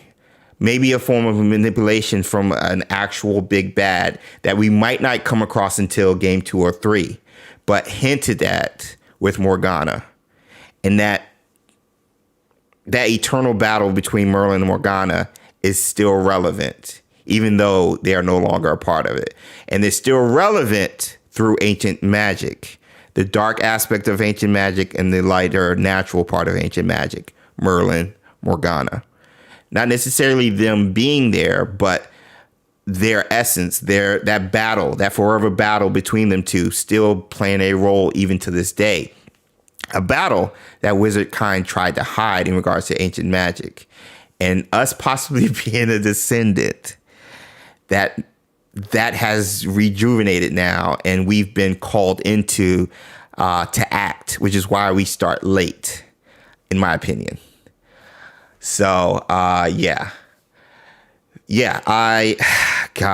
isn't Morgana deceived King Arthur and had a son with him? So, Pedro, that's the thing where it gets hairy. You have to go off of the Wizarding World lore, because in the actual lore of Merlin and Morgana, there's been so many iterations of it. Morgana was actually a good guy or whatnot, a healer or stuff like that. And then later on, they changed her to a bad guy. Merlin, there's been iterations of him. The Merlin series took one iteration, but there's actually others. There's so many iterations. So that's where it can get confusing. So you have to go off of Wizarding World lore, which we don't have that much of pertaining to both of them. So we knew JK, when she wrote the books, she pulls from a lot of natural, already established lore when it came to animals or, myths and legends and stuff. So all we can do is try to match what little we know in the Wizarding World lore that JK had put out there in regards to Merlin, Morgana, and try to match that with what we're seeing here in Hogwarts Legacy and what we know so far in regards to other myths, and try to connect the dots in this theory. Because again, this is still theory. This is nothing confirmed, but what is confirmed is that's this book. That book and this book are the same thing. And I had said it when the collector's edition was announced. I said that book is not just for show, not going to be a magnet. That book is a vital part of the Hogwarts Legacy story. Why would you have something that is just random in a collector's edition book, in the collector's edition? Every collector's edition has something that's connected primarily to the overall story of said game. And this book and wand, mind you, I think is going to play a vital role in this game. And I think with Merlin being on the cover of it, and even an image of a witch or wizard, because we don't know who or what, who this is somehow connected to Merlin in some way, shape, or form, whether it's him, Morgana, or something else. But if we go off lore, Merlin's had a book with ancient runes on it that was in the headmaster's office. This location here is the headmaster's office. I'm telling you guys, it's not a coincidence, man. Kind of looks like the S on the book, so my guess is something to do with Salazar Slytherin. I don't think so. I would not be surprised because Salazar did teach Merlin. Merlin was one of Salazar's first students. Merlin is also a Slytherin, so I would not be surprised. But this right here is the ancient magic flame. I don't see anything else. I've been trying, and again, I cannot tell you guys, when I was in Avalanche, when I visited Avalanche Software, I stared at this a lot because I just picked it up and was just looking at it. It didn't have this page that we saw, obviously, but bruh. Yeah, that's the short version. Again, I'll make a playlist, and I'm definitely making a video before the end of the year. This is crazy. Time check, 3:36. All right, time to start wrapping things up. Because I can talk all day. I want to see this. I just want to see this clip again, and then you guys 6 pirouettes because we have 800 likes. Oh my gosh. So this is the headmaster's office. I love how quiet it is. What's this over here? Is that a pensive? Chat. Is that a pensive? Chat. Is that a pensive? Is that a pensive?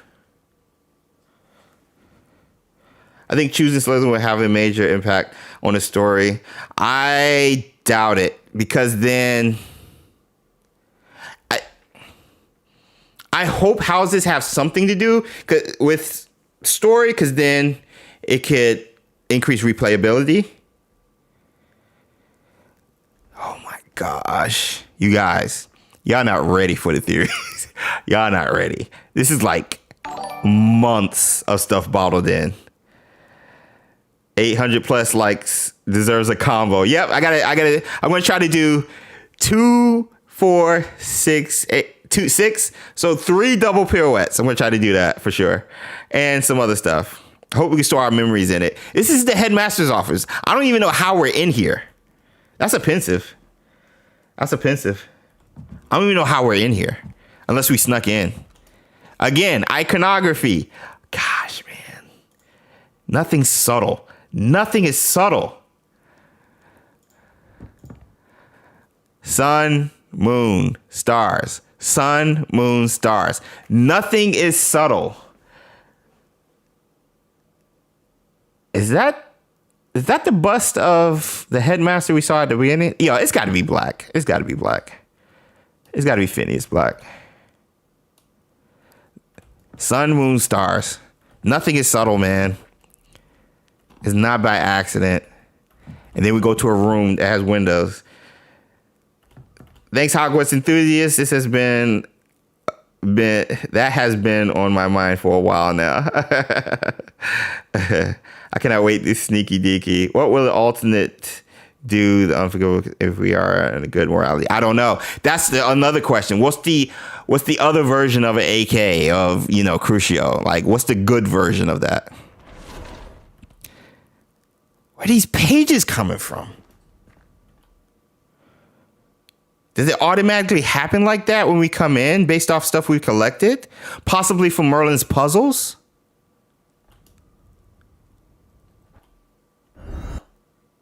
Not in-game footage, work in progress.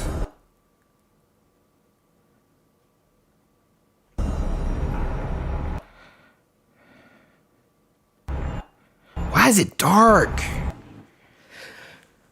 It's okay. Before I go, do I still have it? Before I go, there's something, I don't know. Do I do? No. This swirl that happens here.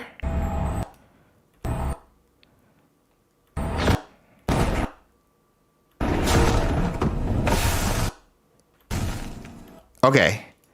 That swirl that happened.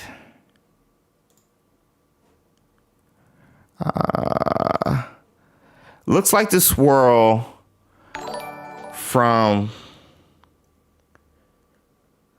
You know what? I'm not even going to. I got to get out of here. I'm not even going to. It looks like the swirl Fig had,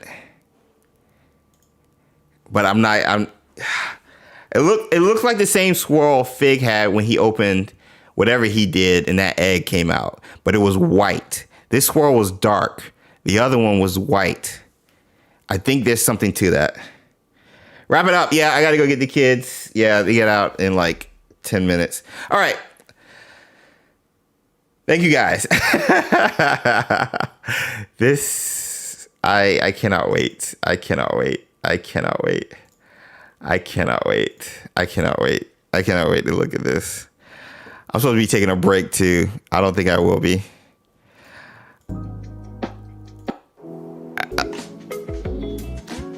All right, let's get pirouettes. Oh my gosh. Let's get some pirouettes. I'm gonna try to do double. Thank you guys. Thank you guys for being here. This game. Yo's in the chat if you guys are ready.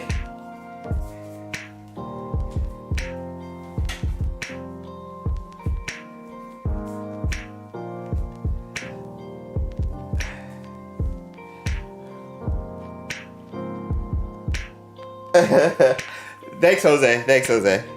All right. Let's see if I can get a combo. See if I can get a combo.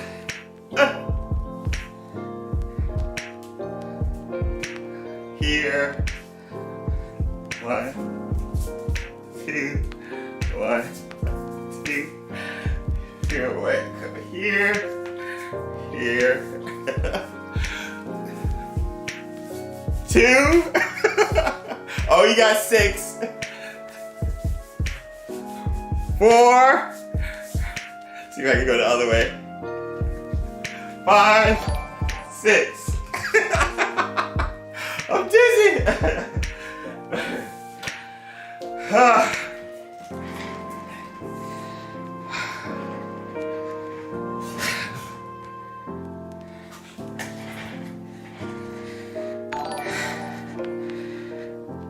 Yo.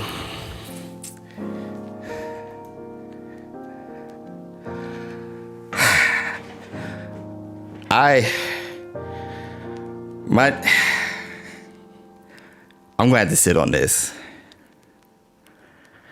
I'm gonna have to sit on this. I'm gonna have to sit on this.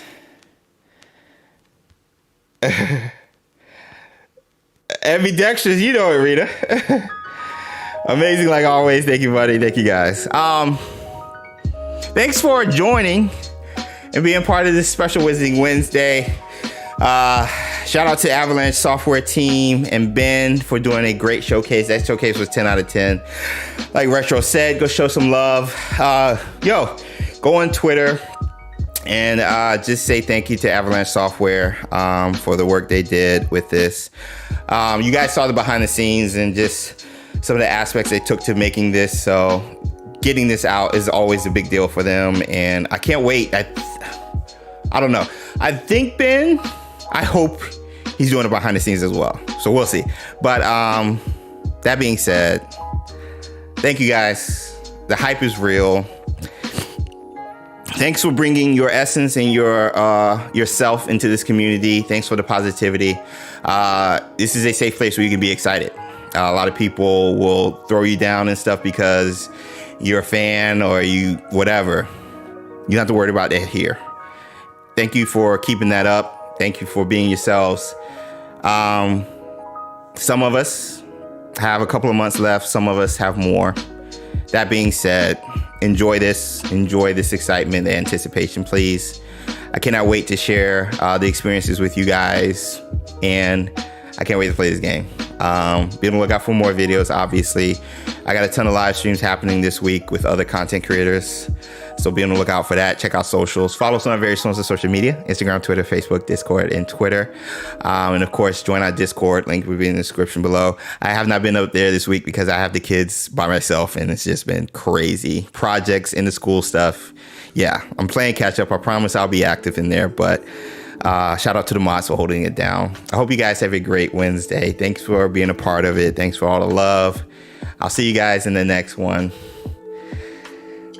Until next time.